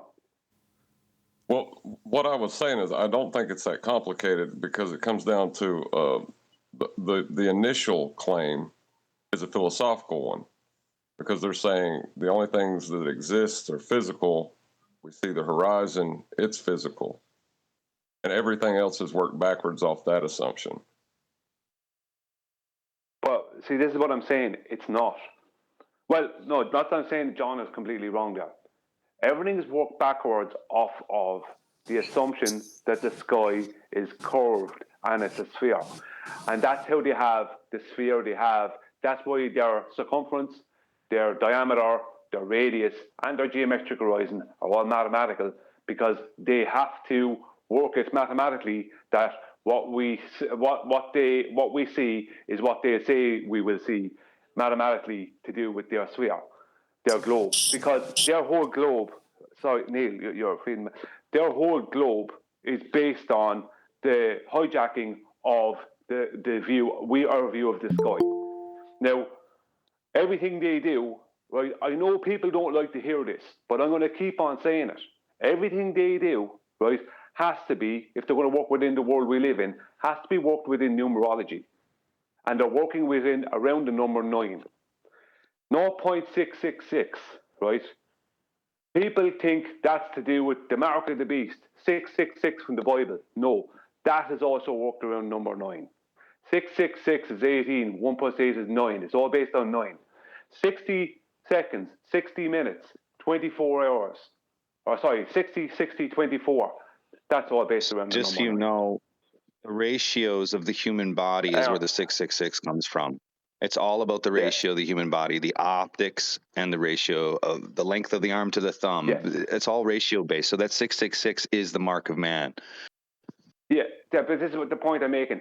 666 numerologically breaks down to 9, and there's a multitude. I made a video on it, and I'm constantly seeing things that always break down to 9. 9 is some kind of an important number numerologically in the world, in our natural world. It's been kind of hijacked by these people, but it does have relevance. Now, on top of that, 9 is the highest digit in the universe. Okay, everyone on. stop. Everyone stop. I Please. just want to go back to one of Data's points, because it was one of the earliest points I heard in this argument, and it was from Math Powerland. So you detailed how you can change where the horizon is by changing your camera's lens, essentially. I'm dumbing it down a little bit, Data. Just nod along if you wouldn't mind. Oh, or just don't say anything. Either's good. Go ahead. So it's all good, yeah. I'm nodding. Perfect. So, well, that debunks Earth curve in the first instance. Because if you've got a hill that's between you and something beyond the hill, no matter what camera lens you put on, you will never retrieve something that's behind the hill and put it on top of the hill. Now, Earth curves claim to be a physical obstruction to your view. The edge of the sphere getting in your way with a drop beyond it. That's a physical limitation, like a hill. The edge of the hill being the top edge that blocks things behind it. Now, there is no circumstance where you can change your camera lens and change where that physical hill lies. The moment it does, it tells you that what you're looking at isn't physical. It's not got a geometric point that you can measure. It's not got a postcode. It's not the edge of a sphere. It's not Earth curve. The moment you move it, it's no longer a physical limitation. Well said. And I just want to say 9 is the highest digit in the universe, and I agree with Brian. It's all back engineered. 1 is the loneliest number. Yeah, we won't. Well, 60 degree is, if you look at even the just optics when it comes to going to see an optometrist, 60 degree cone of vision at a 90 degree line of sight ends up with the ratio of 0.666. So even basic optics at that point will show you. Now, if we have refraction calculated and the assumption of what fraction does at a rate of change, you can quantify that rate of change, and that's what they've done with the 0.666 calculation. What type of refraction? Well, any light passing, any light that's in one medium passing into a denser medium will change the effect of that light path. No. That's not the definition of refraction. Not interested in what you think the definition is, Oh, QE. God. No, not what I think. What I know the definition of light is in one medium. Yeah, listen. Don't overtalk me, fuckwit. It's not my definition of refraction. It's what the definition of refraction is. So I'm going to ask you again, Mr. Dip Refraction. What refraction are you talking about? So anytime light is in one medium and enters in another medium and exits that medium, pivots its point of direction. When you say medium, what do you exactly mean? When the light is in one medium, when light is, and this is the definition, QE, by the way, when light is in one medium and enters and exits another medium, you already said that. I asked you, what are the mediums? Give us an example. Well, if we're looking at the index of refraction, air is to be at 1, close to a vacuum as possible. So any other medium that's denser than 1, according to the refraction index, will obviously change the path of that object entering that densing medium. So if we have light, citation, please. If we have light in citation, please. I'm not going to listen to you fucking monologue. Citation of refraction, please, right here in main chat, and include that dip refraction you brought up too. Okay. So go look at the. I'm not going to look at anything. That's an elephant hurling fallacy. You go get it. You claimed it. Now put it in main chat. Yeah. So what I'm claiming here is verifiable. Will anybody take 5? No, not anybody. You need to do it. Stop cutting me off, dude. You're done. What's the problem? I don't understand what's just happened, QE. What's the deal? The problem is he's just monologuing, just making bullshit up that he can't support. He's using refraction, this dip refraction, what, observer's height refraction? Which refraction are we talking about? Looking at the horizon refraction? We need citation here, and then we want you to define refraction. I'll comment on that, Kiwi. Dip is height of eye above sea level. Refraction is a separate thing. In the sextant manuals. 10th man. I was just going to tell you this. Since you're into the sextants, go look up this. Hold on, Data. I'm in the middle of something. Just let him go, Data. Just pop yourself on mute so we don't have to serve him mute you, whoever's doing that. Just hopefully I can reason with him. Just keep yourself on mute till 10th's done, Data.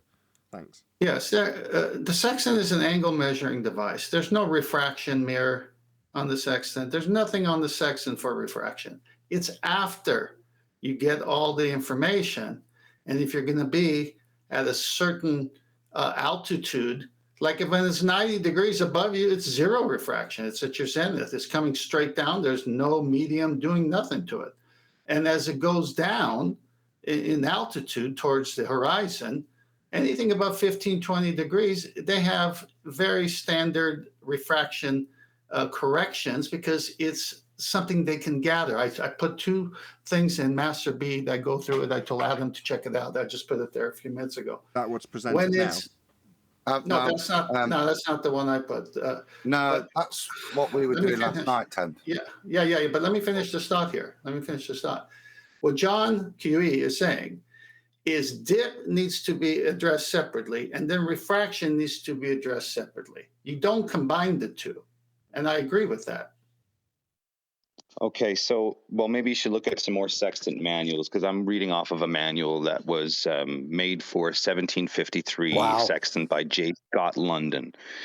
It reads here, dip correction adjusts for the position above sea level, which we all agree on. That's what it is. It's your height above sea level. That's what the dip correction is. However, they're claiming that you can square root the elevation by 0.98 to find the amount to correct the angle measured by, and the angle you measured by is refraction. It says the light rays bend when passing through a substance. That's exactly what I was talking about. You ready? You ready? Yeah. Light rays bend when passing through a substance. Oh, really? Light There you rays don't exist. Yeah, it's a convention there, but so you can understand light rays are not actual rays. Light in itself bends Oh, passing so through you were medium. talking imagination then, is what So you're we're saying. talking a descriptive language so we can A communicate on the descriptive ideas. imagination. That's what we're talking. Sure. Yeah, I'd sure. like to answer. I'd like to answer him. Anybody still. claiming to know the size of the Earth is using an imagination, QE. No, I'm not. I'm I'd not like to saying that. answer I'm his saying, claim. May I Go ahead, answer Point that is that claim? they're Yes, they're yes, equating go they're ahead. Go ahead, equating the Ken. height. Just one sec. Data. They're and QE. equating the height above the Just 1 second. horizon Data. Go ahead, QE. 10th. and the I'm trying. correction. Data I'm and trying. QE, please. Go ahead, 10th. Yes, and one of the sources I posted in Master B, here's the conclusion of a guy doing dip and refraction. Conclusion, I believe that I understand where the dip tables and formulas come from. I also understand that some dip equations take refraction into account, figure 7, and some do not, figure 3. Dip was a good impairment to use to kick off my learning process. Next are index error and refraction. So as you delve so 10th into man. this, I'm talking. So that's what I was bringing up talking. is the Oh my. What are you bringing up? My next sentence? no, Wait, you didn't well, hear then- me then earlier. please- Then I was No, telling why are you you interrupting me? I'm drawing a parallel to the apparent position of the horizon. You're still going to talk. You're still going to talk. Well, you don't understand my point, I don't think. So you keep going Well, on how about it, could but I? you're not understanding my point. You're saying I don't understand your point, but you interrupt before I can finish my point. So obviously you're clairvoyant. What's my thought right now? Okay, so the dip No, that wasn't correction we it. You're agree. wrong. No, The dip that's not correction it. we You're agree wrong. Hold on, upon let's take is the control. height above the Sorry, observers. he was being sarcastic, Data. He wasn't suggesting that you do actually demonstrate your clairvoyance. He just wants to finish his point. Just give him another 30 seconds. Thanks. Go ahead, 10th. Dip. Yeah, see, when the sextant is just to measure angles. After the sextant measures the angles, then you have to put in all the site reduction, do your formulas to say, okay, where did I shoot that below 15 degrees? What's the tables for that refraction? It's not anything to do with the sextant. It's after the sextant is used. So the sextant has nothing to do with it, any of it.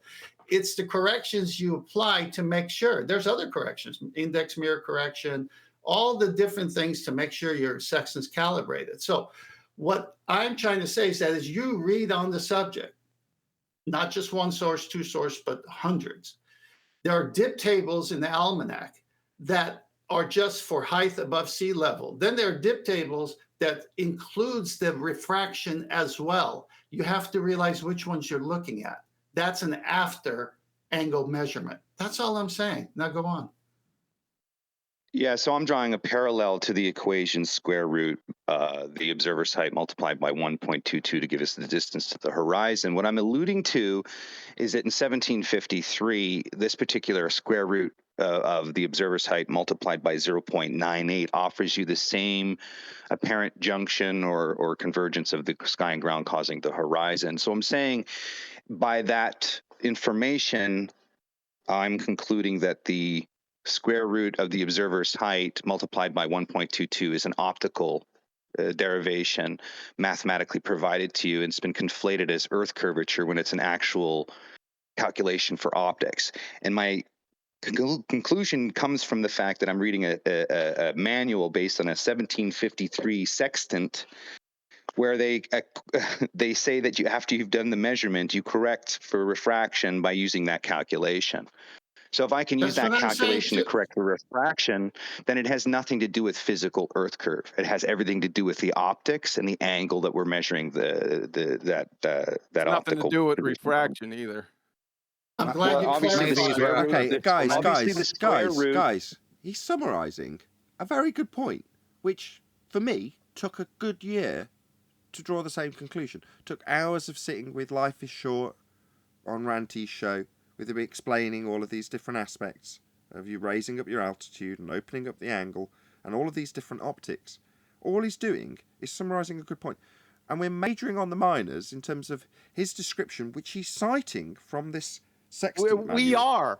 Yeah, hold on a second. We are, but I'm not arguing about that. That's not my point. My point is about this dip refraction, right? Not the overall point about the 1.22 and where it was derived from. I got, we got that about 8 years ago. I'm looking at this, what 10th posted right here. It says dip includes an allowance for refraction below the horizontal plane. And it's got a little photo right here between Bob's whore and the apparent horizon with the dip. Can you put that up? I'll keep the live show open for a bit longer just so we can get this squared away. Because I'm still not 100% clear on the issue. I've got to be honest. I'm just slow on the uptake today, Kiwi. I'm sorry. Shout out to Unification Somu for the super chat. It says Dober Dan. Okay, thank you for the super chat, Sasha. Can someone present? Yeah. My argument, I'm going to say this again, is about this refraction horse shit with the dip. That's and my statement is argument. that I'm backing it up with instructions from a 1753 I don't really, sextant. I don't really care. It says, validate where refraction. it says, but you're not listening to the point I'm making. Yeah, I am listening to you. No, you're not. Okay, then what's my point I'm trying to make? Fuck off. I'm not putting up with your horse shit. I see making a good point. Let me ask a question. Shouted down. I don't get it. I'm still confused, and I'd love to know why. What? Nathan, Shout let me it ask down. a question. Maybe it'll move things forward. Yeah, that'll help. Is he making a claim that he's saying these things, or is he making a claim that this is the globe argument that's erroneous? Because if he's just demonstrating a globe argument that's erroneous, then of course it would be erroneous. Right. So I'm not demonstrating anything to do with globe. It's not about globe. It's about the use of a sextant over a plane and how they derived calculations due to refraction, dip, whatever index area you want to pinpoint your problem. Okay. We can start there. It's not the use of. Stop. No monologue. Everyone stop. No monologue. Yeah, no. It's not the use of. Hold on. It's not the use of a sextant. 10th already went over that with you. So that's all I needed to say. Go. Okay. Can y'all hear me? I'm going to attempt to summarize Dave's point. Hello. Can anyone hear me? Flat Earth Goddess. Yes, we hear you. Yes, we hear you. Okay, cool. This is Flat Earth Goddess. What's up? Listen, I love what you guys are talking about, but I just had to intervene here because whoever's getting mad and frustrated about what the meaning of the words is, this is irrelevant. Like, they're getting emotional for nothing. And all this... The meaning of words is very important. That's how we communicate with each other. Doing is looking at the etymology of words. No, we're not. Basic, exactly what the word really means. So, like, the word refraction doesn't mean any of that. All it means is to break up. Refraction means to break something up. So, whatever you're looking at, if it's a heat source in front of it or whatever is affecting the image, that is refraction. It has nothing to do with the shape of the Earth. That's not the argument. But that's not the argument exactly. Okay, just before it gets lost, because I thought it was so valid, and I'm not going to claim it's being shouted down, but I am going to summarize it again as I understand it. Right? So what data is saying is, currently, we have a claim of a geometric horizon. That claim is set out with a certain mathematics attached to it. Now, if you go back far enough and look at a sextant manual, they offer up almost identical mathematics. But when they describe them, they're not saying it's because of a geometric horizon, they're saying it's because of quote-unquote refraction. And they're describing a dip correction and the refraction that could occur and the maths that's most appropriate to correct for it. Now, in this instance, all data's saying is, I see a correlation between the claim in this instance to correct for optical errors, if you want to call them that, when utilising this methodology. And it coincidentally is exactly the same as the maths being used to assert we've got a sphere edge horizon. Now, obviously, we do have a horizon, and obviously they're not going to pick random numbers out of their ass. They're going to pick numbers that match with what we do actually see. And when you go back far enough, what we do actually see is laid down in optical terms rather than geometric terms. That's all he's saying. Am I right, Data? Someone server muted him. Let me. Oh no! I just want to check. So in a nutshell, I'm summarizing Data's Nathan point. nailed it. Nathan nailed it 100%. because this is what the search is the origins of this information and where the conflation happened. Anybody using an Earth curvature calculator at this point, it doesn't recognize there's no optics involved, and it must ask how they devise these calculations. Well, in this particular manual from a 1753 sextant like Nathan picked up on, it's giving me the same calculation for the apparent distance to the horizon using the same calculation, but it has nothing to do with Earth curve, or the physical curvature of Earth. Send me that link. I mean, when you let put me the ask you a actual question. numbers Nathan, into when I the can get equation, I've done the Earth curve calculator myself many times. I live in Florida. I can go to St. Augustine and I've done them off the lighthouses. I've done them off the shore. I've done them off boats. The number is never actually what it's supposed to be. That's the point. People say, oh, there is an equation for it, but it's not. When you actually do the work and plug in the numbers and actually do the scientific method, it's not what it's supposed to be. That's why we're questioning. That's Okay, we'll come to the after show. Stop. Everyone stop. Give her a break. We'll cover that in the after show. I heard. Yeah, do y'all let anyone finish talking before? I can't hear y'all if you're talking when I'm talking. Okay, thank you. We've got a whole load of groans and moans from G+, so I want to read out Unitox super chat. We're still live, by the way. Okay, can you obtain elevation angle from a curved adjacent? Says Unitox Memu. Right, let's get back on track. I heard the moans and groans from G+. Right, obviously there's been a lot discussed on this live show, so I do want to get your comments before I round out and ask everyone to stay tuned. So, who wants to go first from G+? He said scientific method. Please, we'll Neil. cover that. Oh, okay, bro. Neil's just muscled his way in. We will cover that. I heard QE's exasperate tone when she said that. We will cover it later. Anything about what I've just summarised from data? That was the majority of the show. I have. It's very simple. Brian. There's something being completely conflated and seen wrong here. I told you earlier the geometric horizon is only in the maths because the radius and the circumference and all this is only in the maths because it's all based around the celestial globe, right? And the hijacking of perspective there.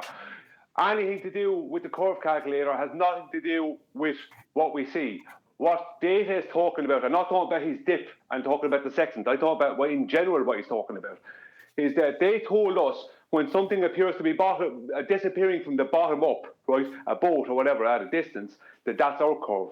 When it had nothing to do with our geometric horizon, they hijacked perspective effects and whatever to do with optics, all optic effects, and they told us that the boat was disappearing over a geometric horizon, when in reality, the geometric horizon was only ever mathematical. So what data is talking about, besides the dip and to do with the sextant, what he's been talking about for a long time is that what the effects that we see, that we were told was our curve, was never our curve. It was always only effects. Our curve was only ever in the maths. There was no geometric horizon. It doesn't exist. It's mathematical, as they've all been admitting. I'd like to go next. Two completely different things. You got to the end. Go ahead, 10th. Thank you, Brian. Okay. Yeah. There's too many topics here, it seems like. The one that I stood up against was the usage of dip refraction. I think QE also. Dip and refraction would be a better terminology. Dip is height above sea level, and refraction is light from 90 degrees where there is no refraction from your zenith all the way down to zero. And they say it's very hard if you take sites below 15 degrees because there's so many things happening that refraction messes with. But there's much more stable refraction tables above 15, and some say 20 degrees.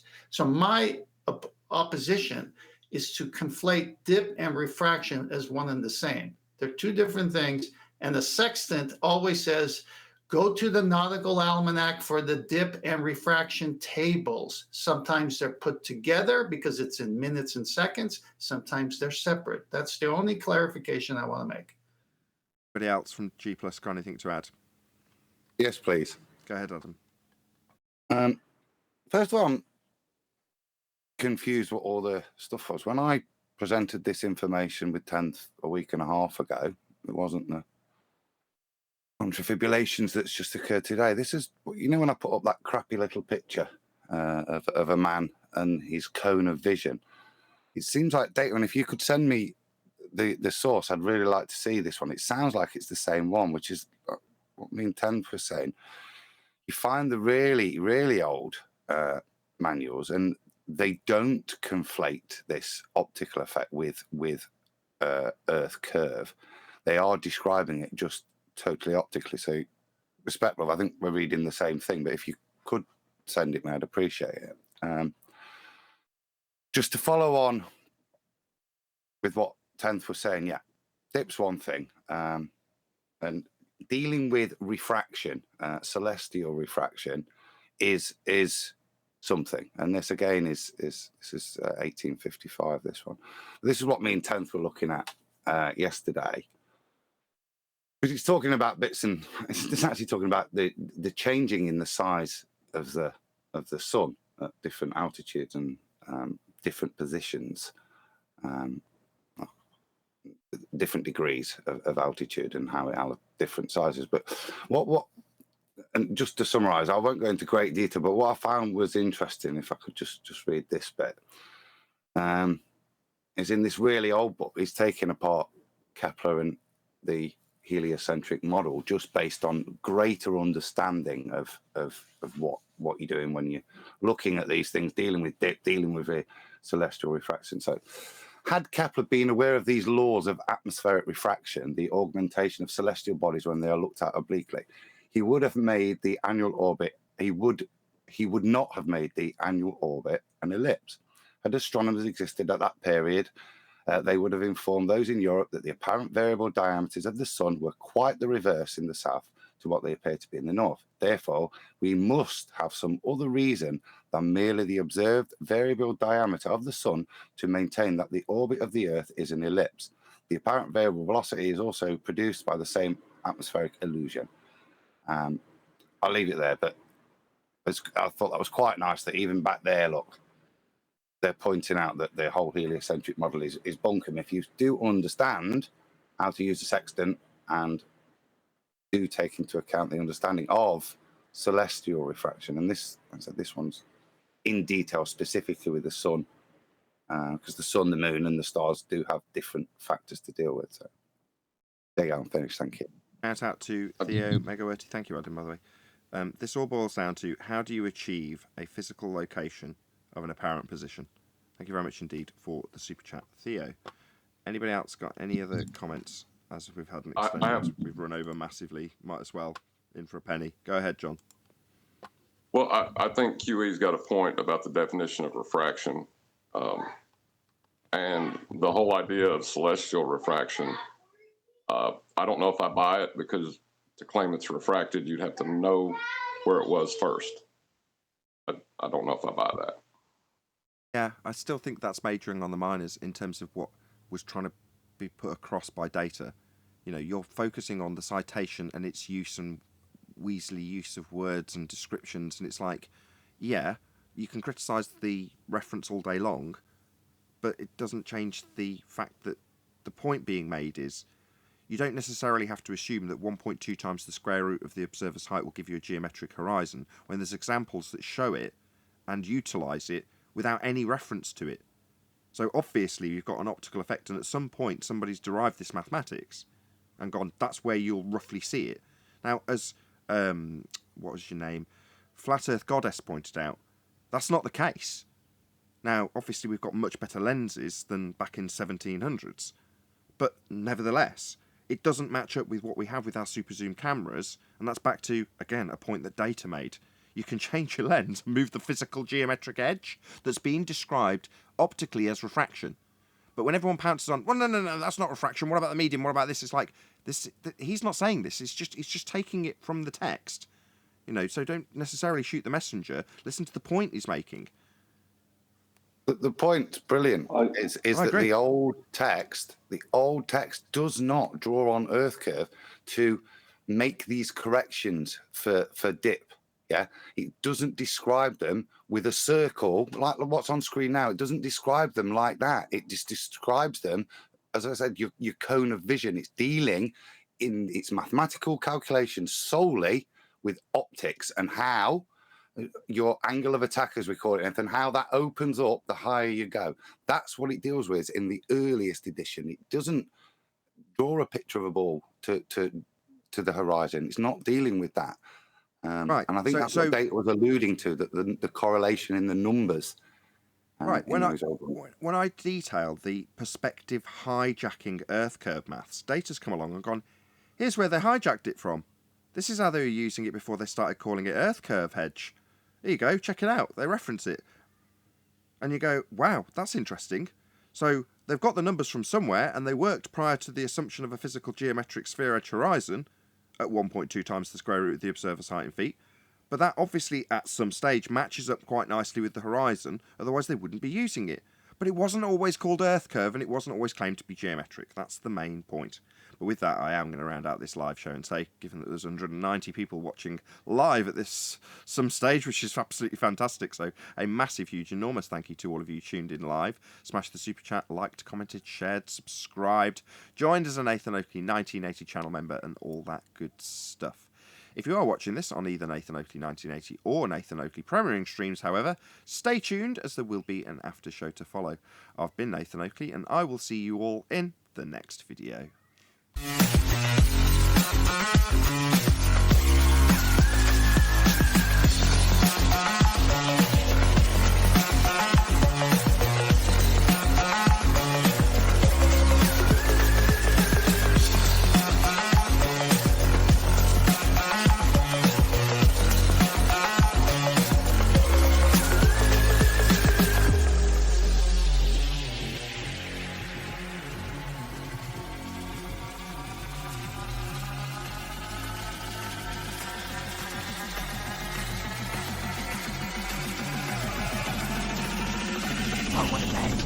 What a lovely day!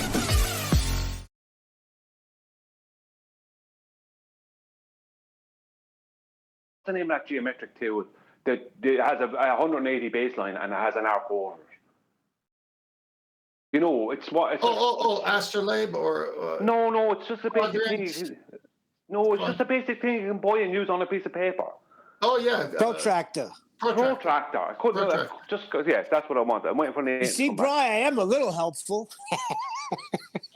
Yeah, but not when you're jumping in when I'm trying to start something. Hold on, I didn't say and nothing. I didn't get a chance silent the whole because time. what happens, Neil, is when you start doing that, it causes me to be frustrated, and then I don't get to clearly state what I'm trying to say. I didn't say a freaking word. You see, that's why we're saying I got to take a fucking break from you guys. You jumped in. I said I had something to say. You jumped in, Neil. And I didn't hear you. He asked, "Has anybody got anything to say?" And I said, "I heard the scientific method." You're like, Neil, I never do that to anybody. All right, check yourself. I was talking before you were, Neil. All right, boys. Let's move on. Brian. There's a lot of passion. He brought a question out. Look, and we you're still all a get bit the young. same freaking You've all had a little bit too much to drink. Now, fuck off. Nick, I'm tired of it. Every time I go to say something, tell me shut up. It's your times you pick, Neil. Is everyone in this? I gotta wait for your times, bro. Hold on, I can hear a voice. Hello. Say Hello. shit. You go Hello. drobbling on and on. I Hello. don't say nothing. Hello. I back you. Hello. I can hear the Hello. feminine voice of reason in the background. Go ahead. Hey, I'm just curious if everyone in here is a flat earther or is there's globe people in this chat? That's the age-old question. Is there any globers in here? Yes, there will be. I mean, right now. Yeah. Virus is We're not saying live right now. People live can hear me or no? I'm just talking to you guys. We all hear you. It's being recorded. I'm still learning the Discord. Sorry. Okay, listen. I love that we're digging deep in these conversations, but I feel like, can we talk about solutions? Like, does anyone have any suggestions for solutions? We all know that the crap's going on, but what are we going to do about it? What's the problem exactly that you want a solution for? Mental illness? Hold on. Mental illness? What's the problem that you want a solution for exactly? Well, that we can start with the list. Yeah. Mental, physical, spiritual. Which ones do you want to start with? Clearly, there's tons of issues humankind has to work on. There's homeless people everywhere. Okay. The hospitals are full, and we're not even just talking about. Okay. Thank you. Yeah, we're hyper specific here, though. We cover nature of Earth specifically. Okay, so one of my issues is okay, relating to the flat earth, it's all related to flat earth to me, but we're still giving NASA billions of dollars a year, okay? And that comes from where? The numbers are just kind of all digital now, so it's like, does that even matter? And I feel like we have to stop giving energy. A lot of it is the energy that we're giving to these, like discussions and these people who don't support our movements. It's Like, called what if we taxes. gave our It's taxes, energy not. to build? Oh gosh. It's Go ahead. taxes, it's taxes, not energy. They take taxes, they set up their systems. So now don't go pay your taxes, and then they haul your rear end to court. Now you're in jail. It's forced upon us. It's not energy. The energy is here. Right, We're fighting I realize, it with. but it takes your energy. It does take energy. We're fighting So we it. have to, obviously, we have Oh to still pay gosh. taxes. We have to still kind of blend in and do the things so that we're not getting in trouble. Believe me, I tried to do the extreme thing. That's I the got in tons of energy. trouble. Oh gosh, that's the energy we display every day when we tell them with our energy and prove to them that they've been lied to, and then we don't go to jail for that. Right. So on a bigger scale, this is my issue, okay? No matter if you think that there's been humans for millions of years or 10,000 years or whatever. I know that there's a lot of different views on that. I feel like there's so much division within the flat earth movement alone. We have to stop with all the nitpicking with each other and come to okay, we need to unify. We need to get the flat earthers, like the people who know that even if you think that we're in a bowl, even if you think that we're literally, like, I know a flat earther who was a flat earther for so long, like years, and then he just turned into a bowl earther. Like, he thinks we're inside a bowl now. I'm like, what is this? But either way, I still love him. I'm not mad at him. We still can work together because we know that stuff is messed up. Like, So, the so you want homeless us, issue you is want out us, of so you want us to control. turn, so you want us to turn into Glovers?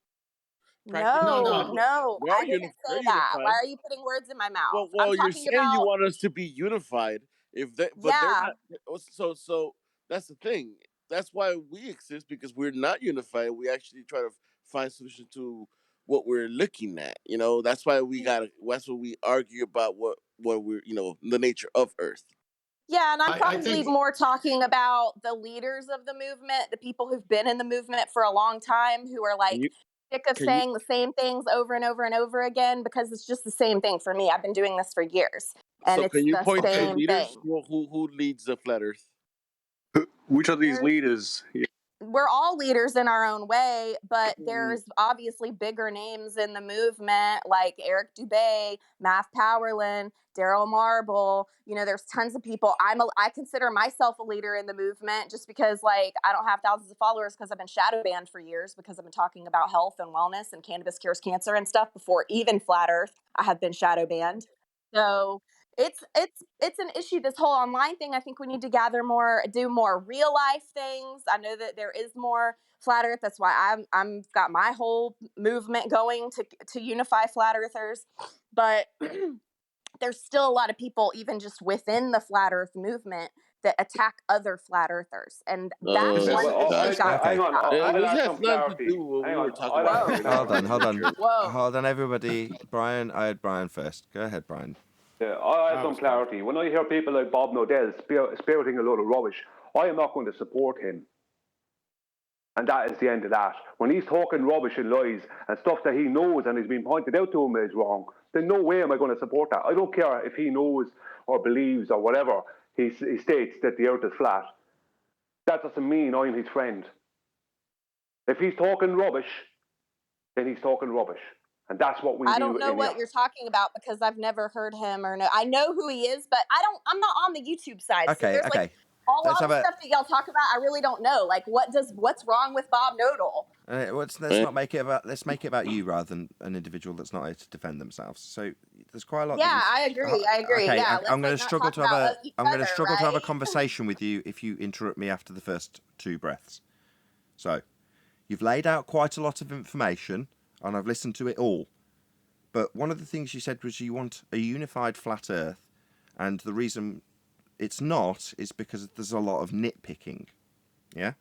Now the problem is that we are living in a world where our opponents on the anti-flat earth side will just agree with any old nonsense that they spew. So long as they're all unified in their sphere belief, it doesn't matter how much nonsensical rubbish that they'll spew. They'll all pat each other on the back and be unified, which you might see as wonderful. But it makes me cringe when they'll just literally descend into complete nonsensical gibberish and be patting each other on the back over it. Now, by contrast, here, if we correct somebody on something that they've said that's wrong, they often take offence, they don't like it, and will often fall out with you for pointing it out to them. And I'll give you an example now. So before the live stream ended, you talked about scientific evidence, which is something we detail on an almost daily basis, not so much recently, but that's probably because we spent several weeks on Ballbusters talking about it. Nevertheless, typically, we'll talk about science and the scientific method daily, and there's a lot of misapprehensions about what that means.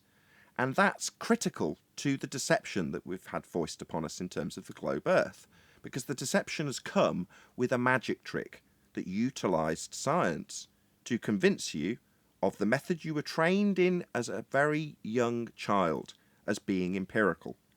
And that magic wand only needs to be waved with a few select words when describing a globe Earth to allude to the notion of having empirical evidence to demonstrate the sphere Earth. Science being those words.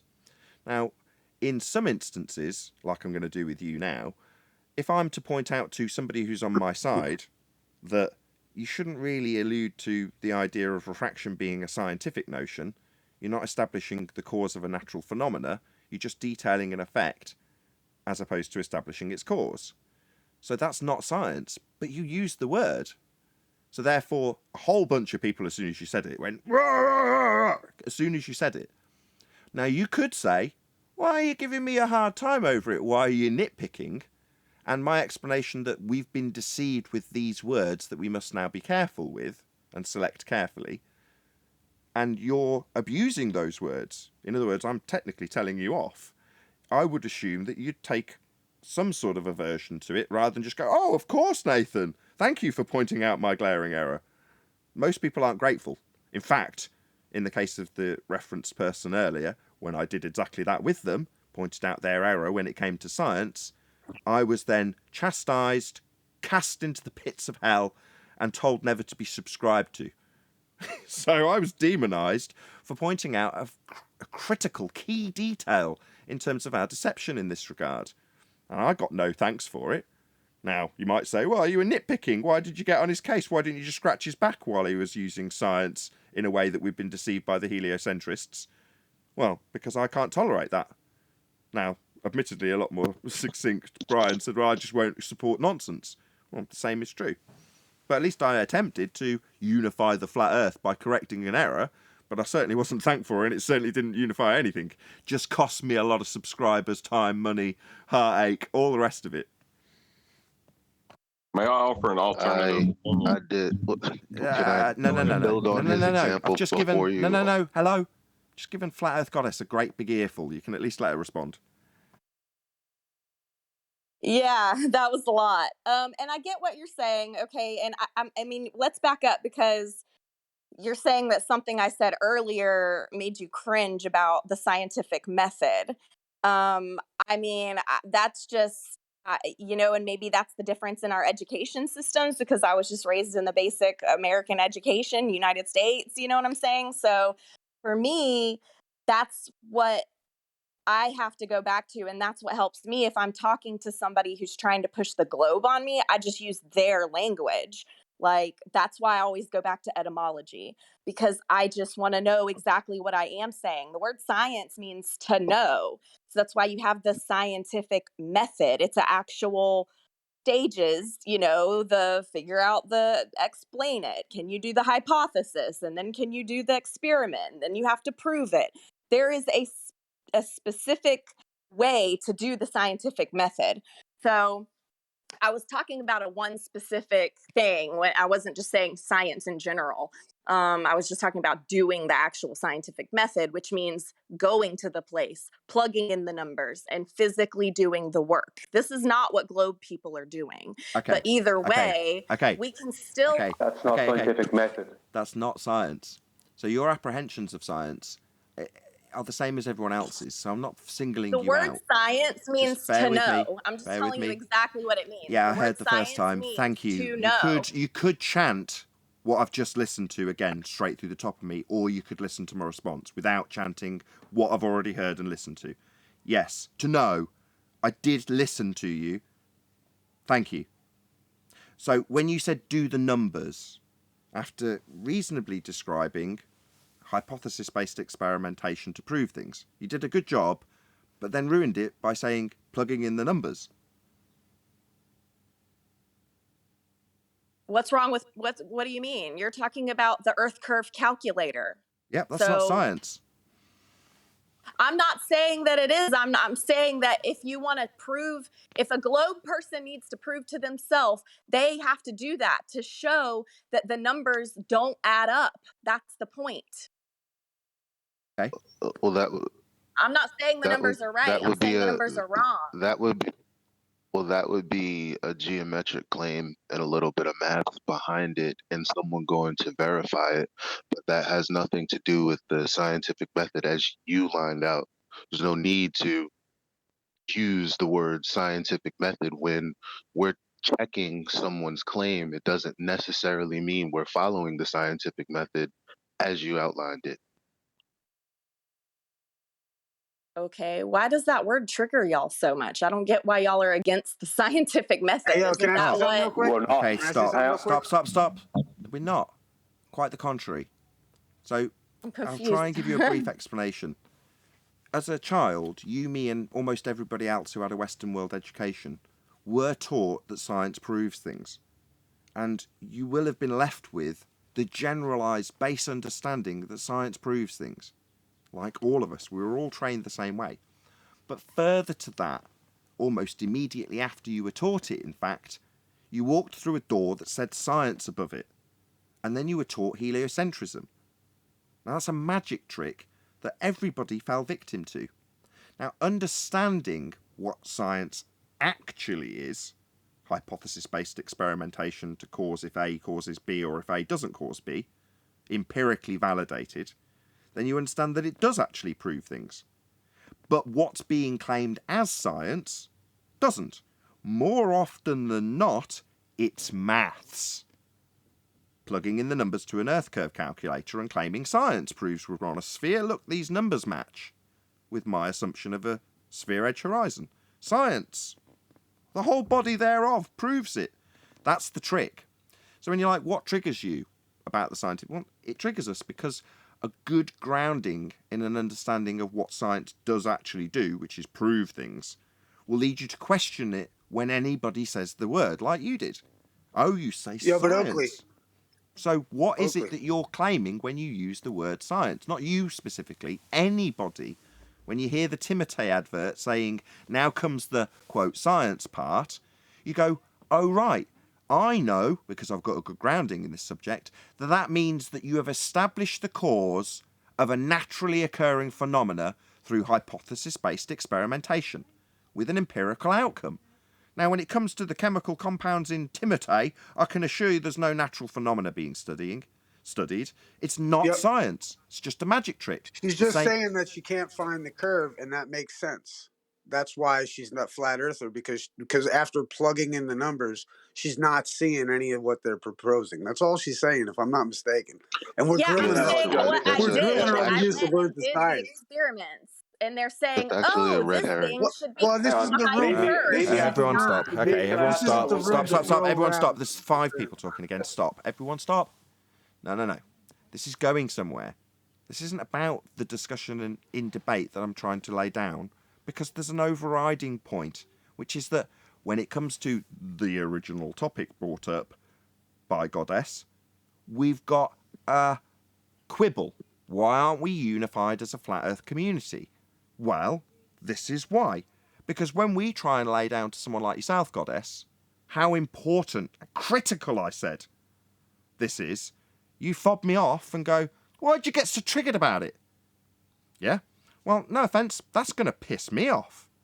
Because I'm trying to stress the importance of something you've been tricked by. You don't see the importance. Okay? That's why we can't unify. How do you know I don't already not quite see? there. How do Nearly there. That's why we can't achieve the thing you're asking us for. Because in this example, when I try and detail something and its critical importance to the deception, you fob me off with, I'm triggered by it. Okay? That's why we can't unify. I can't unify with you because you don't understand or can't see the importance of science. You think I'm just triggered by it.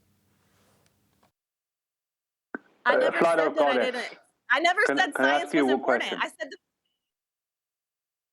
Can I ask you a question? This is very pertinent. What is the first step of the scientific method? Dude, she's brand new here, bro. She's Brand not. new. First That's time not ever true, here. Issa. She's She's just not told us brand new she's to been here flat for out. years. That's what she said. She's been here for years. It's not true. Oh, white knight People alert. up scientific Everybody, method. white knight alert. Please. Be on Yeah, guard. I'm White white knight knight. Yeah, alert. man, for the newbies. Okay, I've been white let's not knighting for descend it. 5 Let's years, not descend bro, it. 'cause this Please shit leave is her answer the crazy. question. Please leave her answer the Yeah. question. Do you want me to ask it again, Fee Goddess? what? Is someone talking to me now? Do you have a question Yeah, for I me? am. I have a question for you. You're speaking about the scientific method. What is the first step of the scientific method? Well, the fourth step, you want it in order? No, first. F-I-R-S-T. The first, number one, Yes, number well, one. you have to see the thing, you have to observe it. Exactly. Observe what? The thing that you're trying to test. Which is what? The real step is the decision. That they don't tell you. The real first step is the decision. No. Okay, I'm going to decide to Please test stick to this this. thing, and I need to let me look at it Yeah. first. Look at what? What are you looking at? Whatever you're interested in. Okay. Like right now, I'm looking at my guitar. Ah, That's a perfect. We got man-made there thing. in the end. If I Okay. want to look at it, yeah. Okay, Well, you're saying stop, the Earth. Okay, stop, you're looking at the Earth. You're trying to figure out the Earth. Jesus wept, woman. What are you looking at? Your guitar's your answer. Thank you. That's all I need. Thank you. So, do you think you can now perform the scientific method on that? Or not? Yes. Wrong. Why not? Because it's not a natural phenomena. The words that eluded you when I asked you what you're studying, the words that you couldn't say were naturally occurring phenomenon. Your guitar is not only naturally occurring, no, definitely not, man-made. Is it a phenomena? No, it's not doing anything. So it fails on every single score to be scientifically validated in any way. So, how about we unify behind you with your total lack of understanding of this subject? Should I unify behind you? Should I chant and cheer behind you while you talk total shite? Because you don't know what you're talking about, love. So in conclusion, I don't align with people like you who come here questioning why I'm not unifying flat Earth, right? Well, because I'm surrounded by fucking idiots who don't have the slightest clue what they're talking about and ask me why I'm not unifying. Yeah, I've tried that, love. I've been out to other fucktards and told them where they're wrong, and they'll tell me a guitar's something that they can science. Yeah, I don't want to get behind that. I'm telling you what I'm looking Now, at I know that you might find it offensive that I'm basically calling you out as stupid in this regard. Ignorant would be more accurate. Yeah, but after about half an hour of listening to you telling me that I should be doing something, no, I shouldn't. I'm doing plenty, right? What you need to do, because I'm going to start telling you, given that you've spent the majority of your time telling us what we should be doing, I'll start telling you. See how you like it. You need to go away and learn what science is so you can actually achieve something in this argument, because you're making matters worse. You're bringing us down as flat earthers, as a community. You're making me look stupid. How dare you make me look stupid as a flat earther? I don't want to unify with you. So why are you here asking me how I can unify people when I'm trying to lay down what science is and I'm being told a guitar's something you can science? Why would I want to unify with that? Do you want to answer that for me?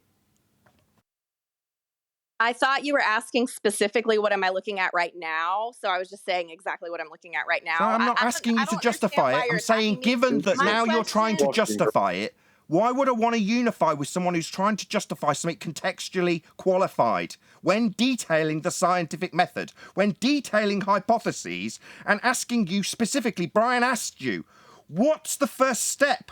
I asked you on 4 separate occasions what it was you were looking at in regards to the first step. And now you're going to bullshit me about, oh no, I just thought you meant what I'm looking at right now. Yeah, that's because you're a bullshitter, love. Again, another reason I wouldn't want to unify with you. You're a little bullshitter. We all knew the context of what you were being asked. Now you're interrupting because you're getting told off, aren't you? You're getting told off, put in your place, with your stupid questions about unification, with idiots that I don't want to stand next to. I don't see myself as on your side. I see you as standing against me, with your ignorance, disseminating complete crap to audiences everywhere. Yeah, that's what I see. So if you want to unify Flat Earth, brush up on science, because then you'll understand how you've been deceived. Yeah? Or you can come onto another man's show who spent 7 straight years broadcasting to the world about how the Earth is actually flat. You can tell me how I should be doing more, how I should be unifying with fucktards. Do you want to tell me again how I should be unifying with people like you? Because I won't tolerate it, I'll just tell you off. And I'll give you an absolute justification for why you're having a strip torn off you, love. Don't come here telling me what I should do. I do plenty. What have you done other than tell me what I should be doing and then demonstrate your total lack of understanding of science? So you're saying that science only applies to nature. That's what you're trying to say. Natural science, that's right. Science is a study of the physical and natural world. That's correct. I'm not taught this. To me, science applies to you. What a retard! Do you think you can spare us what you think science is, given that we know you don't know? Don't now labour what you think it is, love. I haven't got time for that crap. Don't spare me your ignorance again. We already know you don't know. Do you think you need to lecture me about what you think it is now, love? What don't You just said fire being hot is science. Don't lecture me about what science is, love. You don't know. Love, you don't need to lecture me about what you think science is, okay? You don't know. We know that. It's taken us a little while to gently coax you into understanding that you don't understand what science is. But you're going to deny it and lie and bullshit about, oh, I thought the question was just, answer me this, love. Otherwise you're going to get labelled a liar. Why would we be asking what you're looking at in general now? Why would that be a question that we would ever ask you?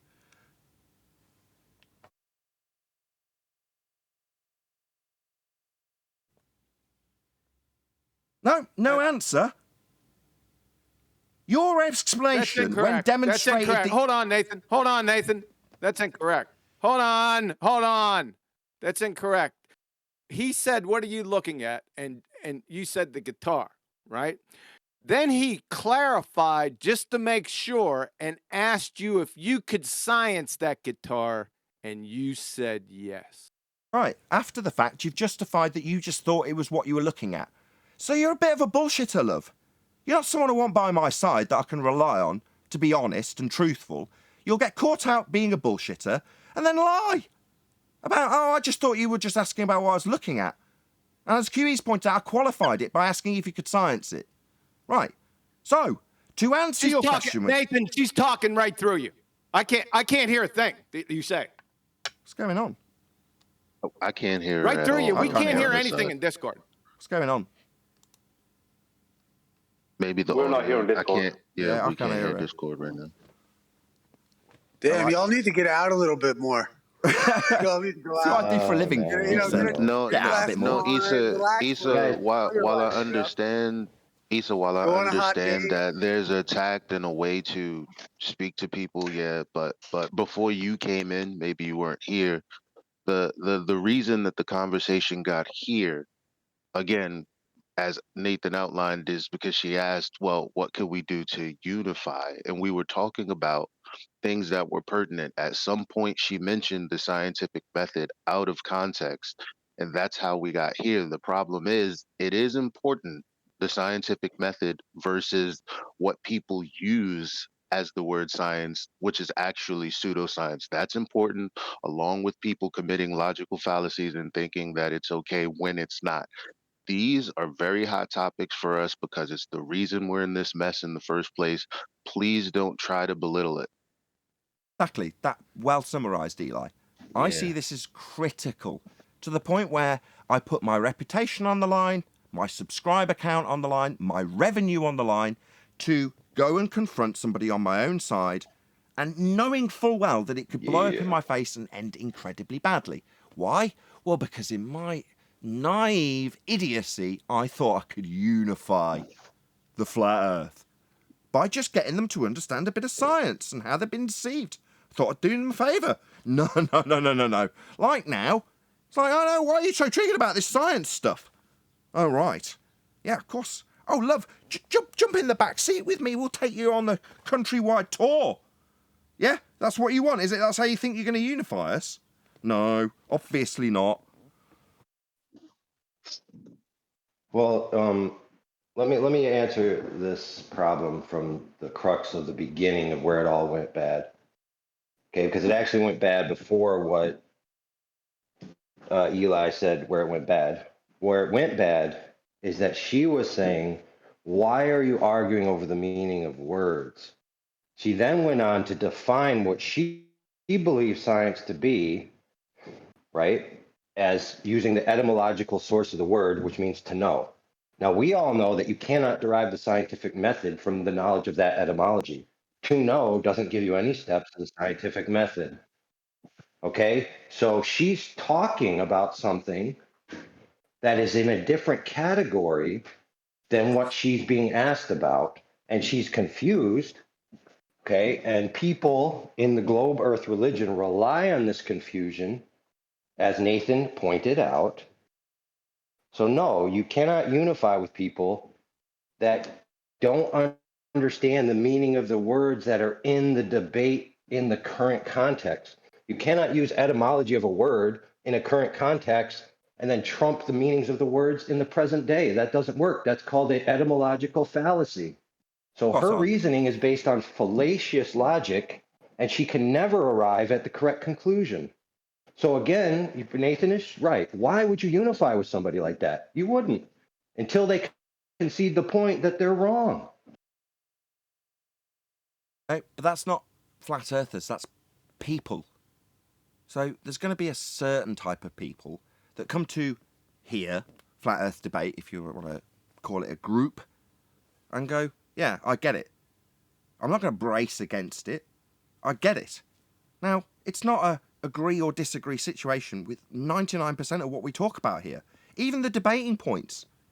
It's reached the point in the discussion where it's not agree or disagree, it's just matter of fact. Like Al Baruni is measuring off a flat plane. It's not agree or disagree. It's not, well, that's what you're saying, Nathan. That's just what you think. No. That's how he details it. That's how it's drawn. That's how it must be done. It's a geometric fact. You can't do it any other way. So that's what we're offering. But often, the people who are on our own side, they don't want to do that, because that takes a bit of intelligence, it takes a bit of comprehension. And they can't be asked with that. They want flowers and love and peace and unity. No. You'll never achieve that in any society. You just won't. It's just pie in the sky pipe dreams if you think that's what you're going to achieve. And if that's what you're out to achieve, it's like, well, you're on a folly. You're on a mission that you're never going to achieve. And what are you going to get out of it if you did? You think you're going to achieve happiness and joy across the nations? Oh my God. It's like bloody living in 60s flower power or something. Delusional people that want something that's totally unattainable. Meanwhile, we're saying, this is how you've been deceived. You think science proves a globe. Well, it didn't. It never did. They never had any science. But you've got to know what science is to know they didn't have any. May I express a different viewpoint on unification? Go ahead. I think the strength that we have here is the fact that we're not unified in everything. The fact that we're constantly trying to prove what we're saying. I think that's the reason the arguments that are being put forth here are done as they are because it's constantly being challenged. You're completely wrong. We are absolutely unified here.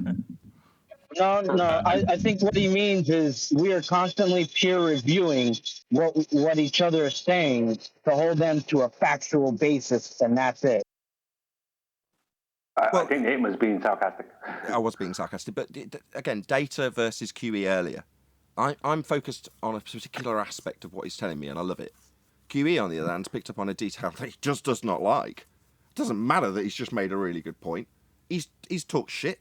This dip that he's talking about is bollocks. And we're going to talk about that, and you're not going to just ignore me because you've got a better point that you're trying to make, because that point's the only point that matters to QE at that time. Well, I'm going to let that slide every single time.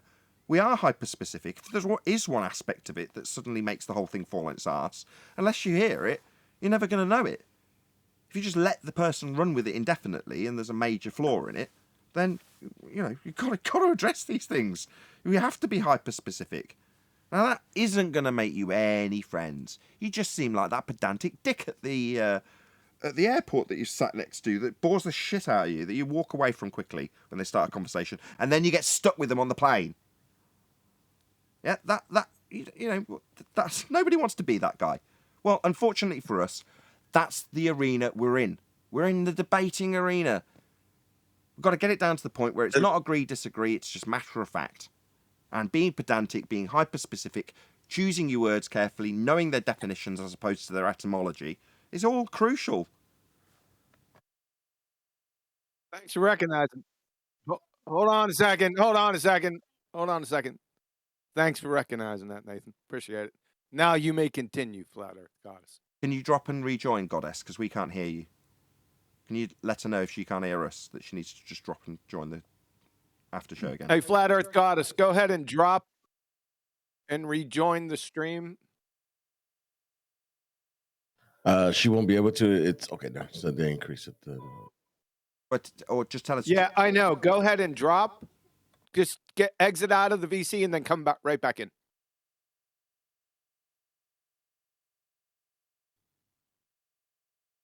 There we go. Also, I think she's trying to make a point of like what Neil wants to do, of like let the whole world know, and the school society and everything. Let everybody know about Flat Earth.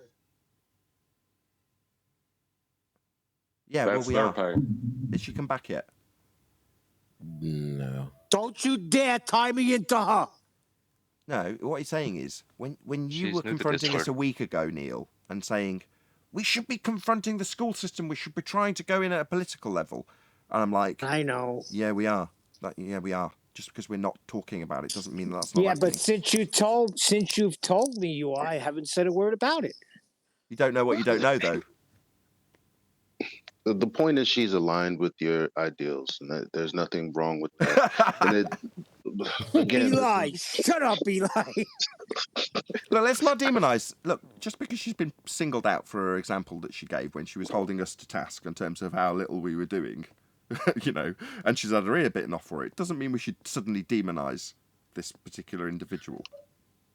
She's back. She's Because back. by the way, I'm with you. I'm with you and with her as well. I'm with Neil as well. I think that we should stop talking to some of these idiots online and start, reaching out to professors, because their numbers are public and they do answer their phones. Flat Earth Goddess, do you hear Nathan now? I think I hear everyone. Perfect. I think I was we lost having an you. issue. Brilliant. We got you back now. Okay, you can hear me? Yep, loud and clear. Sorry to bite your ear off. Sorry to be overly harsh. So you're against the scientific method. That's what you're saying? No, that's not what he's saying. Not at all. I'm just so confused because you got so mad, and I feel like you got mad because you thought I was saying something that I wasn't really saying, or you took it the wrong way. Like, Flat Earth Goddess, do you we're Flat Earth talking about Goddess? the same thing. Flat Earth Goddess, do you understand why you did not use the scientific method to prove that the Earth was flat? That's what you're saying? You cannot use the scientific method to prove that the Earth is flat? No, you didn't. You're saying that I didn't? No, You can't. Start again. Can I clear it up, It Nathan? falls outside of science. Elbow, ask your question again. Do you understand why you didn't use the scientific method to prove that the Earth was flat? I proved that it's definitely not a ball. Yes, but that's not my question. Because of Do you understand why you didn't use the scientific method to prove that the Earth was flat? okay, why didn't I? No, I don't understand. Do Explain. you understand why does the scientific method exist, or what is it for?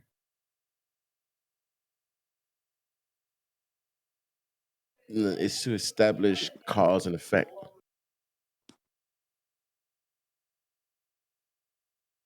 I don't know. I don't know. I don't want.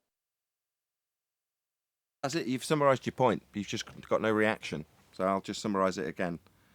So when it comes to is the Earth flat or is the Earth a sphere, that's not a cause and effect relationship. So you can't science it. So you've asked twice, are we against the scientific method? On the contrary, very much pro-scientific method.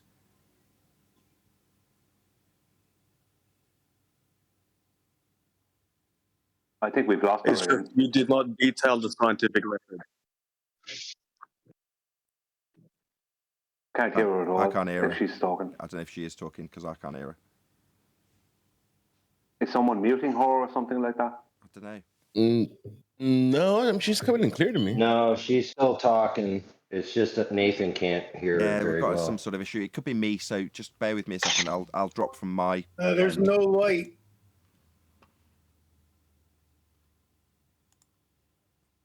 Sorry, guys, in G+, I'm just disconnecting from Discord, and I'm going to reconnect because it could be me as opposed to her. Noise. I guess you guys use that term to say fake science. No. Go. Can you please look up the definition for pseudoscience? I just don't like definition. Okay, that was my other question. You guys don't like etymology? You don't believe in etymology? I feel like that's more substantial than definitions. You're correct. we You're do. correct. Okay. This is the point. This is the point right here. We all need to stop and recognize this point. Okay. She is talking about etymology of words rather than their present contextual definitions in operation. Okay. If you apply an etymological source definition of what a word means in its literal definitive sense to a present day context, you're going to end up with an erroneous conclusion every single time. This is her problem. This is what needs to be focused on. I understand that, but the scientific in method its is not. present day context. Okay, cool story, bro. It's not a cool story. The scientific method isn't a definition. No, What he's trying to don't detail I need to explain to you what it is and how to finish one to a conclusion. I'm just going to summarise your point again, citation, please, because it's going over everyone's head. He's saying when you use a definition of a word, that's not the etymology of the word. So where the word has originally come from. So I tried to look up the etymology of the word cookie. I just couldn't think of any other word. Yeah. And the etymologies come from words like small and tiny and various other things. But that's not a cookie. But then when you go to the definition of a cookie, correct, it describes a cookie quite admirably because it's the definition of a cookie as opposed to the etymology of a cookie. So we started off with an etymological fallacy. Science means knowledge. No, that's the etymology of science as a word. But the definition would be the study of the physical and natural world. That's its definition. That's what natural science is. That's what we deal with here.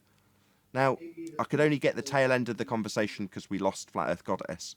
But from what I understood, someone was trying to break down the difference between science, which is what we're definitely pro here, we like science because it proves things, versus what we get in modern society. Pseudoscience. A claim of science that has not adhered to the scientific method. A la Big Bang, black holes, gravity, you name it. They all come under the banner of science. None of them have adhered to the scientific method. Ergo, pseudoscience. Nathan, are you saying my PC? Nathan, are you saying my PC doesn't accept cookies? You have to wipe them, man. Man, the etymology. If I might clarify something. That's a good one, Seth. Go ahead, Paula. There's etymology and there's semantic range. Semantic range is what possible meanings a word can have depending on its context right now. So etymology is the history of the change of meaning of a primary meaning of a word, but when you say the dictionary meaning, you're getting a whole range of words. And the example I always use is the word trunk in English. It could be an elephant's One more nose. time. It could be a box with One a more time. There locking was a lid. sorry, it could Paula. be Sorry. The word you used in what? English was somebody crackled over the top when we got the word that you were using. What? One more time. Semantic range. No. You said when you're detailing the semantic range, you Trunk. said there's a The word word I was use. trunk. Trunk. Trunk, yes. Trunk. Okay, trunk. Go ahead. Yeah. Elephant's nose, box with a lid, the main stem of a tree, male swimwear, a person's torso. There's at least 5 different meanings for the word trunk. They're all current, but they all depend on context. So, as you've been saying, as has been clarified about the word science, it did originally mean knowledge, general knowledge. But now, and especially in this context of this debate server, it means using the scientific method very specifically, which begins with natural observation of something in the natural realm. So the problem, as I see it, as I've been listening to the arguments, is lack of communication and clarity because people want to jump to the end of something before they've had a chance to walk somebody to there. And I think it would help if we recognize when we just need clarity and somebody isn't just being nefarious. You know what I'm saying? Oh, absolutely. Plus, I'm hot-blooded and want to get my point across in the most concise way and address an issue that's perceived that we're not doing something. That's why I get so annoyed. Mainly to make the point. I'm over-egging the pudding a little bit, but by the same token, I'm being over-dramatic to make that point. To say, you can take it as read. I don't have that level of disdain that's been verbalised towards Flat Earth Goddess, but I'm labouring the point. Say, look at the disdain that I'm expressing here. That's why we can't be unified, to make that point. Not because I actually, have any ill feelings towards Flat Earth Goddess. I don't. It's just making a point. You know what's interesting, Nathan, is someone just prior to Paula coming on said, why didn't you explain the scientific method to her? Now, let me just comment on something here. If you at all listen to this show or shows connected to this show, Ballbusters, and even stuff that panel members put out on their channel, we are the chief protectors for the scientific method. We have done so many shows on the scientific method. It costs you so much to stand up to people claiming they were doing the scientific method when they actually could not even begin to do it. And we all remember that you risk your whole livelihood for that. And so for someone to come in here and say that we're against the scientific method, when it's almost like the Roman guard is set to protect what the true meaning of it is what this show does, just means they haven't listened to the show. They haven't even realized the history of why we are in love with it. We're going to protect it. We're not going to let them bastardize it, because that's how we got into this place where we're at now, with people believing crap that hasn't gone through the scientific method and probably can't go because it's not naturally occurring phenomena. And the whole confusion is the reason why people are out there saying science, we science our tires, or we science this, dental floss. What do you mean by that? Yeah, you can't science the shit out of everything's things, but I would say I was in there first. I know I was. You were. You can't science the shit out of things. That's a term that Matt Damon used in a movie. That's actually not true. But the point is, perhaps maybe people don't understand what we mean when we hold the scientific method in a high regard. And then when we say, well, look up pseudoscience, it would be the antithesis of what the operations in the scientific method would be. And that's all we're saying. Now, if someone hereafter, after everyone, and Paula laid it out beautifully too, to try to address, the other issue that was going on, after we've all calmed down and after we've all spilled our hearts out, I would hope that the takeaway from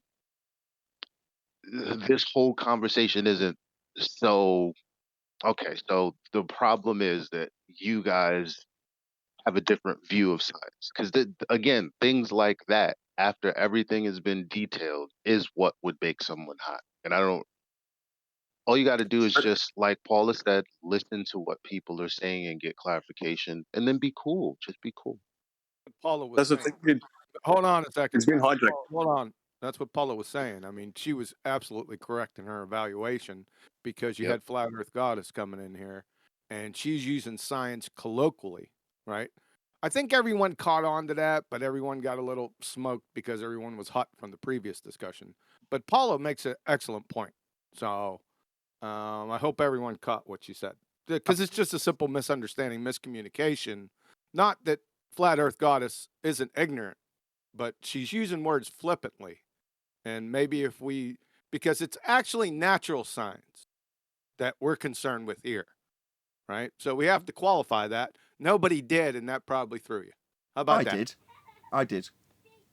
Did you? Yes. Okay. I'm going to go after the man in Discord. Let me wrap up the point from Eli. Hold on, I think. Well, we gotta wrap it up, because she hasn't conceded that she's made an error yet. She doubled down on her accusations and still hasn't had an epiphany. So this is just an open question to anybody, but specifically to no. This is an open question to anyone, but specifically to her. Can you derive a methodology that's under a name by understanding the etymology of a word that is within a compound word of the method? Now, the correct answer is no, you cannot. So they're in two completely different categories. To conflate the two is to commit a category error, to commit a lexical fallacy, to commit an etymological fallacy. You're based on three fails of logic. Okay, so I want Flat Earth Goddess to concede that her assertions are categorical. Citation, you're roboting her. Yeah, Citation Police, we heard you barely. You're roboting, but you're exactly correct. Could you drop out and come back in again? Yes. Good summary. It's a shame it was broken up. Go ahead, Brian. Yeah. I heard Flat Earth Goddess mention the scientific method several times, then question us about it. Now, I have to pre-assume that she possibly knows what it is, because it is possible, but she doesn't realize that we do. So that's why I asked her, what is the first step of the scientific method? And Nathan took over from there, because it became obvious that she realized what the first step had to be, observing something, but she didn't realize that that something had to be a natural phenomenon, right? That's why she was completely wrong when she said that she could science her guitar, right? So that's what happened.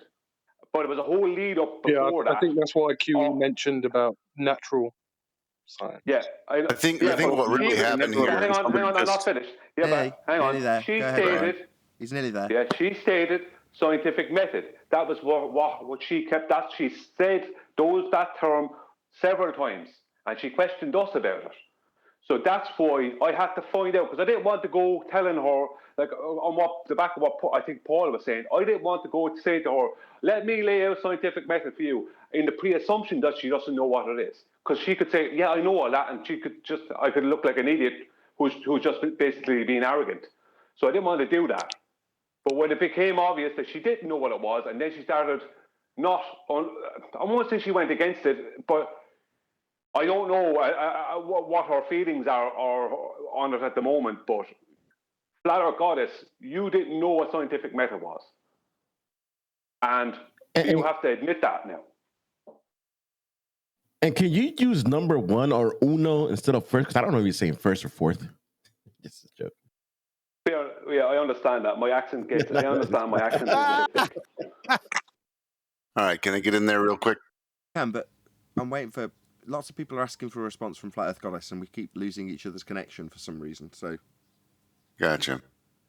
Well, I Brian, can I make it quick. understood you 100%. okay, go ahead, make it quick. She's dropped out. Yeah, thank you. All right. So when she came in here, she was talking about general activism. I think maybe the scientific method just kind of got thrown in there. But the error here is that she wasn't reading the room. This particular show prides itself on being hyper specific when they're speaking. And when you say something like scientific method, it totally throws everything off the rails if you're just talking about it generally in the form of activism. So we're coming from two different places completely. She came in hot and something that was being very hyper specific, and she didn't know that. That's all that was. That's not her fault. You know, people are people. It's not a flat Earth thing. But hey, Brian, She's just using a science as the hijacked term it's become to refer to virtually any technology instead of engineering or building or whatever. Right. It's While a you're hijacked here, term. while you're here, while you're anywhere, it'd be best to leave room for the possibility that you may be wrong, because a lot of people don't want to be wrong, and that's all it is. Just be wrong, and people can move on. Yeah, excellent. Excellent point. Hold So on, let's that's an excellent point. categorize. Hold on. Great point, because if that was true, then we could unify. If everyone just went, you know what, I was wrong. But people can't do that. Pride gets in the way. All right, so let's hear if Flat Earth Goddess can say she was wrong. Go Okay, ahead. Prove that I we can all literally unify right here, right now. before this conversation, I have never ever heard anyone say that the scientific method only applies to a natural phenomenon. I always thought that the concept of scientific method was to apply to literally anything. Anything. So yeah, this That's is the trick. like, whoa, hold on. I'm like, it's a whole different perspective Great. of just Great. that one little topic. Good, But because I'm not that's... trying to get stuck on Okay. top Before you little tell us what you're not trying to do, topics. stop. Bigger Hello? issues. Please don't launch into what you're not trying to do for 5 minutes. Thanks. Okay, great, because now you've recognised the magic trick. Your impression is everybody's impression, that science applies unilaterally to almost anything you can talk about. Yeah? The cornflakes that you ate this morning? Well, that's science. The trip you took to work? That's science. The computer you used? That's science. None of it was science. Very, very, very narrow, very, very, very specific, naturally occurring phenomena, the cause thereof. That's science. It is that simple. But because most people, including yourself, are under the impression that it unilaterally applies to anything, when they start talking about the black hole in the sky and going, science is right whether you like it or not, you'll go, okay, so the black hole's true then, because science is true whether I like it or not, says Mr. deGrasse Tyson, as he peddles his pseudoscience with no experiment and the only thing he has in that example is a natural phenomena. He doesn't have any science, just a natural phenomena. But anyway, there we go. That's the trick. Yeah, He's right. That is the magic trick. I'm going to You just start calling everything science, and then it doesn't have any meaning left. Yes, I'm absolutely, going to guys, correct that but now. It's not that it doesn't have any meaning left. The meaning is proof. So when you use the word, you're implying you've got proof for it. So it's not that it's trying to dissolve the meaning. It's utilising the meaning, which is I've proven something. Science proves things. That's what it does. So if I say science and I'm talking about shampoo, it's proven to give you more silky hair. That's what it implies. That's the trick. all right, so let's categorize her response in the interest of unity. Okay, she does say that she didn't understand that the word science, implying the scientific method validation verification process, which they then transpose onto other things under the auspices of a word, science, okay? She basically conceded that that's a great deception. She had an epiphany that that's true. She then went on to say, it's not a big point. Yeah, but she didn't even want to look up the definition of pseudoscience, which means that's she didn't great. want to. But now, can Nathan unify with that position that the overlap of this word has caused a great deception on humanity, including her, which she just realized, yet it's not a big deal. I didn't say it's not a big deal. You're putting words in my mouth. Yeah, you said it's not a major point. I heard her say something different. Well, like I said, she came in here talking Everybody about general heard it. activism. Her whole point is to talk about general activism, not about hyper-specific scientific discussion. That's what she didn't recognize coming into the room. That's what we were talking about. Okay. Let her explain. we had Let her that. explain herself. Everyone else, hello. Issa's Okay, been trying to get let her explain herself. hello. Issa's been trying to get a word in for about 5 minutes straight. Go ahead, Issa. I just figured I'd troll you and say everything is science. I'm gonna make a YouTube channel and it's just gonna be everything is science. I've missed you, Issa. No, I will say this. Is that, I think that there's so many new people in the conversation. Something I've noted for a long time in this conversation is that flat earthers and ball earthers alike can tend to make it a toxic place for anyone who's brand new to the discussion. Not that the fucking arguments aren't completely worth the while and fucking awesome. And I understand why you're 100%, Nathan, because you don't have time to welcome in the newbies. But at the same stroke, it's like, there's so many new people and this is such a sensitive topic that it's like, I've always felt there has to be a soft landing somewhere in the conversation. So then you can get into the argument. I see. Whereas, and I feel if you're new to a topic, you should know when you're outmatched in the room and not offer a silly attempted definition of a word. Right, but the point is that first you have to I do take on board what you're saying, Issa. Like the idea of flat Earth is like bring a flat Earth up on the second date.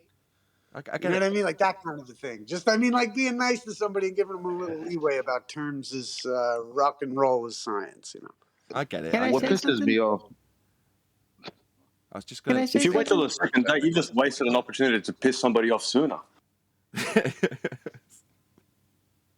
Let's be fair. Let's be fair to the situation. Hello? She came in correcting us on being strict on the meaning of words. She then went on to tell us what a word means by using a etymological fallacy, okay? Then admitted that she didn't know how that fallacy was a great deception over time.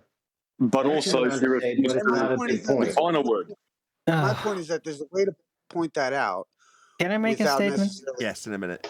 Go ahead, Issa. Without necessarily calling someone a retard. That's all I'm saying. I was just being dramatic. Fuck you. Nobody called her a retard. Fuck you, Issa. Fuck you. Oh my Right. She's been polite enough not to warrant her retard, but she did say some stupid shit. All right. I think the only error she made was not showing about. Hold on. I didn't hear the full. Demonizing this guy. Yeah. We don't need to do that. No, we're not going to. No one called her a retard. Yeah, I did for dramatic effect. Yeah. Only to make the point. It's okay. I've been called worse. Let's just clarify. Hold on. Call me all kind of names. I'm used to it. Listen, here's my deal. I don't come in here to try to cause issues or upset anyone. Thank you guys for taking the time to explain everything to me. I really appreciate that because I do want to know, because I know that like I'm more on the Instagram side. I got my whole own thing going. I got a whole flat earth app and a calendar, everything. I've got a whole movement going. And yeah, it is different than what y'all are doing, and what y'all are doing is very important. And I've been in this movement for 7-8 years. Like I said, I've had stuff happen too, man. Nathan, I know what you're talking about. My whole life I've been arrested. I had my kid medically kidnapped when she was. Lost you. Now you'll be better equipped. Can I now say something? You can after Ricky Raw Dog, who made a point, but everyone started talking through him. Then Arwin. And I don't know why we lost her. Middle of a sentence. Got a bad connection. Bad connection, okay. Right, Ricky Raw Dog, you had a point to make, but you got rumpused. Go ahead.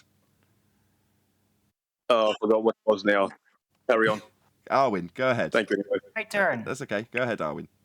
So, yeah, I just wanted to lay out a very easy to understand for anybody comparison, right? What is this word science? How has it been used? Well, just think of the word science as the word smurf. Yeah? What do smurfs call everything? They call it smurf. They call everything smurf. They are the smurfs. They're the scientists. They call everything science. So they made it into like a cultural phenomenon that they stamped themselves with. And we still think it actually based on the original word of science, which was extremely specific, as Nathan been explaining. So just think of the word science as they're using it now as the word Smurf, and they are the Smurfs. I see. Well, what the Smurfing Smurfs? But I took the dog a walk. I come back. You're all picking on newbies. Is that what the Smurfs? We're not picking is on occurring? newbies. She said she'd been around 8 years. That's longer than me. You're only No, there 8 was, years old. there was a miscommunication. What happened, Adam? Yeah, what happened, Adam, is this lady came in for the first time in, right? This lady came in into this server or whatever for the first time. She started talking about scientific method, and she started asking us to be basically kind of, I have to say it, Effie Goddess, kind of chanting to us and telling us what we should be doing and blah, blah, blah, without having any prior knowledge of who we are or what we do or what we have done here. So I asked her, and Nathan asked her a couple of questions about the scientific method. She got it wrong, and Nathan chewed her up over it. But there's many Smurf methods, you know. So very good. I think what we need now is another person that hasn't spoken yet to summarise what's happened here again. I think that would be useful. No. So I'm hoping that we can move on, because picking up on what I think she actually wanted to talk about was getting out there to the broader public.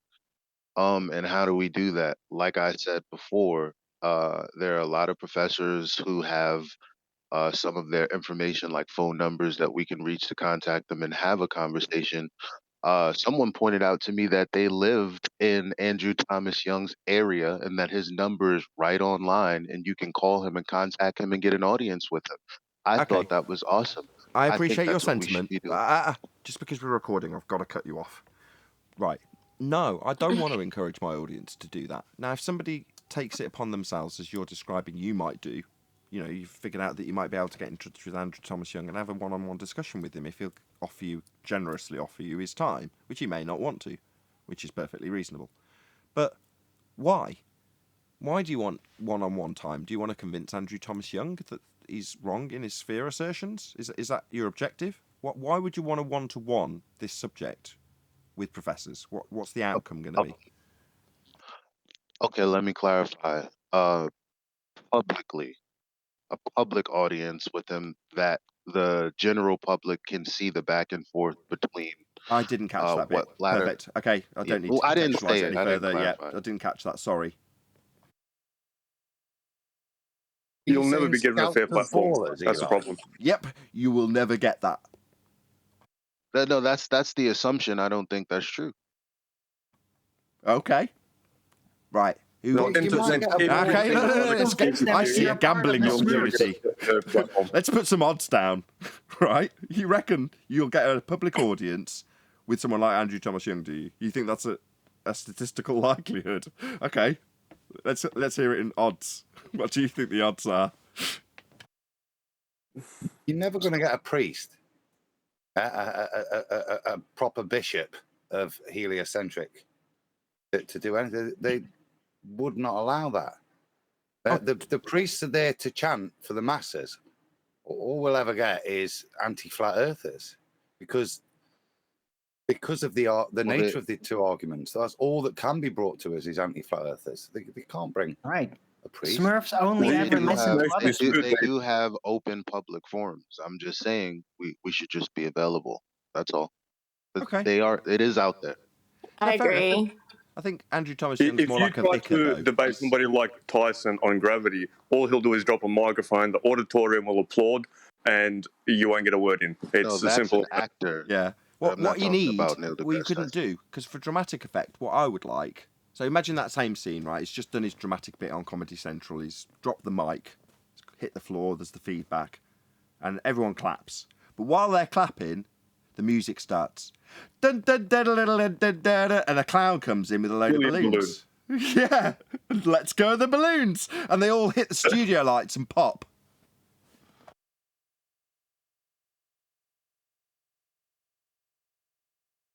Yeah, in that fashion, you debunk what he's asserting. everything goes down to the ground. Well, no, gas doesn't behave that way, Mr. deGrasse Tyson. And you don't have to say it. Like you say, you can just let go of a balloon soon after him dropping a microphone. May I defend Elijah's perspective on this for a second? Yeah. Well, Andrew Thomas Young has been cited several times in this discussion. And in the same way, I think it was Fight the Flat Earth, went and got George Musser. What's wrong with us doing that? I just don't think they'd do it. If I contacted Musser in the same vein, I just don't think he'd come and have a discussion with me in that regard. But you don't know. Musa couldn't even agree with Fight the Fat Earth, could he? Yeah. So even there, he was correcting it. There's absolutely no way he's going to sit in a room, yeah, where when he says you can think of it, yeah, but it's not real. He's not going to sit in a room with somebody that's actually going to want to expand on that, as opposed to just nod and quickly move on because it's struggling, you know, it's affecting his paradigm that he's trying to get proved by the guy. I think it's a very different proposition, isn't he? He's been proposed by Fight the Fat Earth to come and ridicule us. So 5 minutes, a bit like the BBC guy, you know, come and spend 5 minutes ridiculing someone. That's very different to having the nuts to go into an academic arena and talk to somebody about it. Because any of these top academics know they're going to lose the argument because they haven't got an argument. They've got a mic drop. Yeah, there are various people that fall outside of this conversation, and we can capitalize on that. They don't know what's going on. For example, someone who I can't remember the details, but they were on what's that modern day debates, and it was Witsit and Kai versus a female and a gentleman, and I'm assuming he brought her on the show because she had a school background in theoretical physics, and so she was actually up to date on the current pseudoscience rhetoric. And so there was an opportunity because she didn't come on this platform, but she got on that platform where she discussed with other flat earthers what the reason is that you can have gas pressure without a container. And instead of Newtonian physics, she tried to answer with, well, the oscillation or the orbiting of the moon plays a part in keeping the air in. And she also said, but you don't have to accept that. I understand. These are the kinds of conversations I would like to be public from people who are credible, for people who go to school, and for people to see these interactions happen. Yeah, but leave me say what I was trying to say before you start talking. If you want an audience with one of these people, it has to be hyper-specific about a topic. You will get it then, but you have to have your homework done if you're going to take them on their topic. So, yeah, you can have a conversation with them, and it can have a conversation with a commercial pilot about the topic of what they do. It doesn't have to be a scientist. It just has to be someone relevant, someone who knows what a submarine does. But the point I'm making is it has to be about a specific topic. And you have to assure them that you're not trying to do a hit job on them, but you are going to want honesty. That's your only hope there, I reckon. Well, I hope it does happen and more prominent figures on the Globe Earth side do end up discussing this with us and describing, let me get this straight, the containment of the gas pressure at the Kármán line by way of an orbital motion assumed in the heliocentric model of the moon. That was her answer. Yeah. Well, it's a choice of discussing it and losing your paycheck or just ignoring it and keeping your paycheck. So precisely. We're not going to get much. Yeah, exactly. That's what I would ask. If I was an astrophysicist and I was being asked by me, that's a flat earther, to come and discuss some of their nonsense, I'd say, what's in this for me?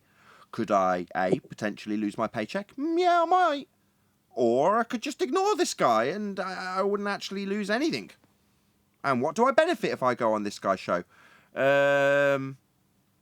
Precisely nothing.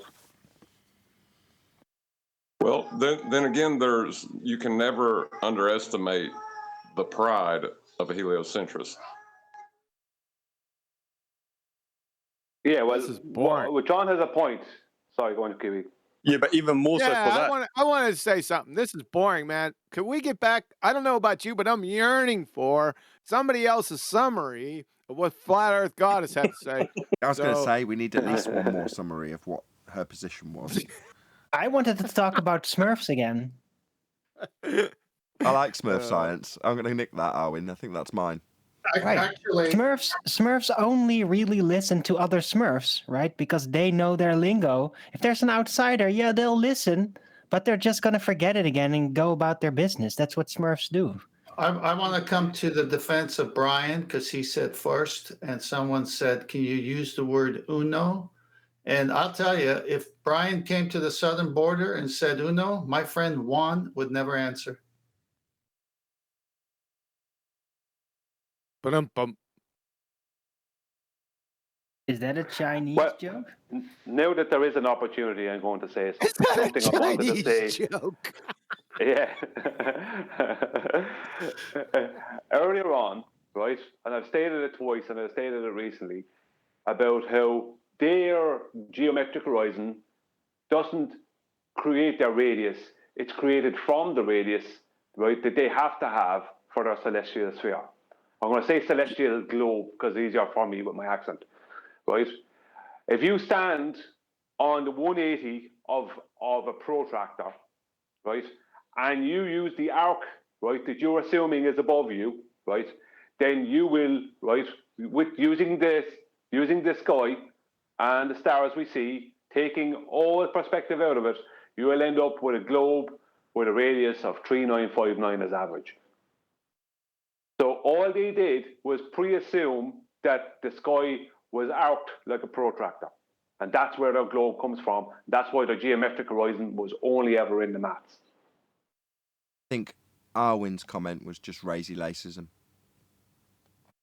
Hey, Brian, does a protractor have a flat bottom? Yes, because you can't use one without a flat bottom. Shout out to Jimmy Carr.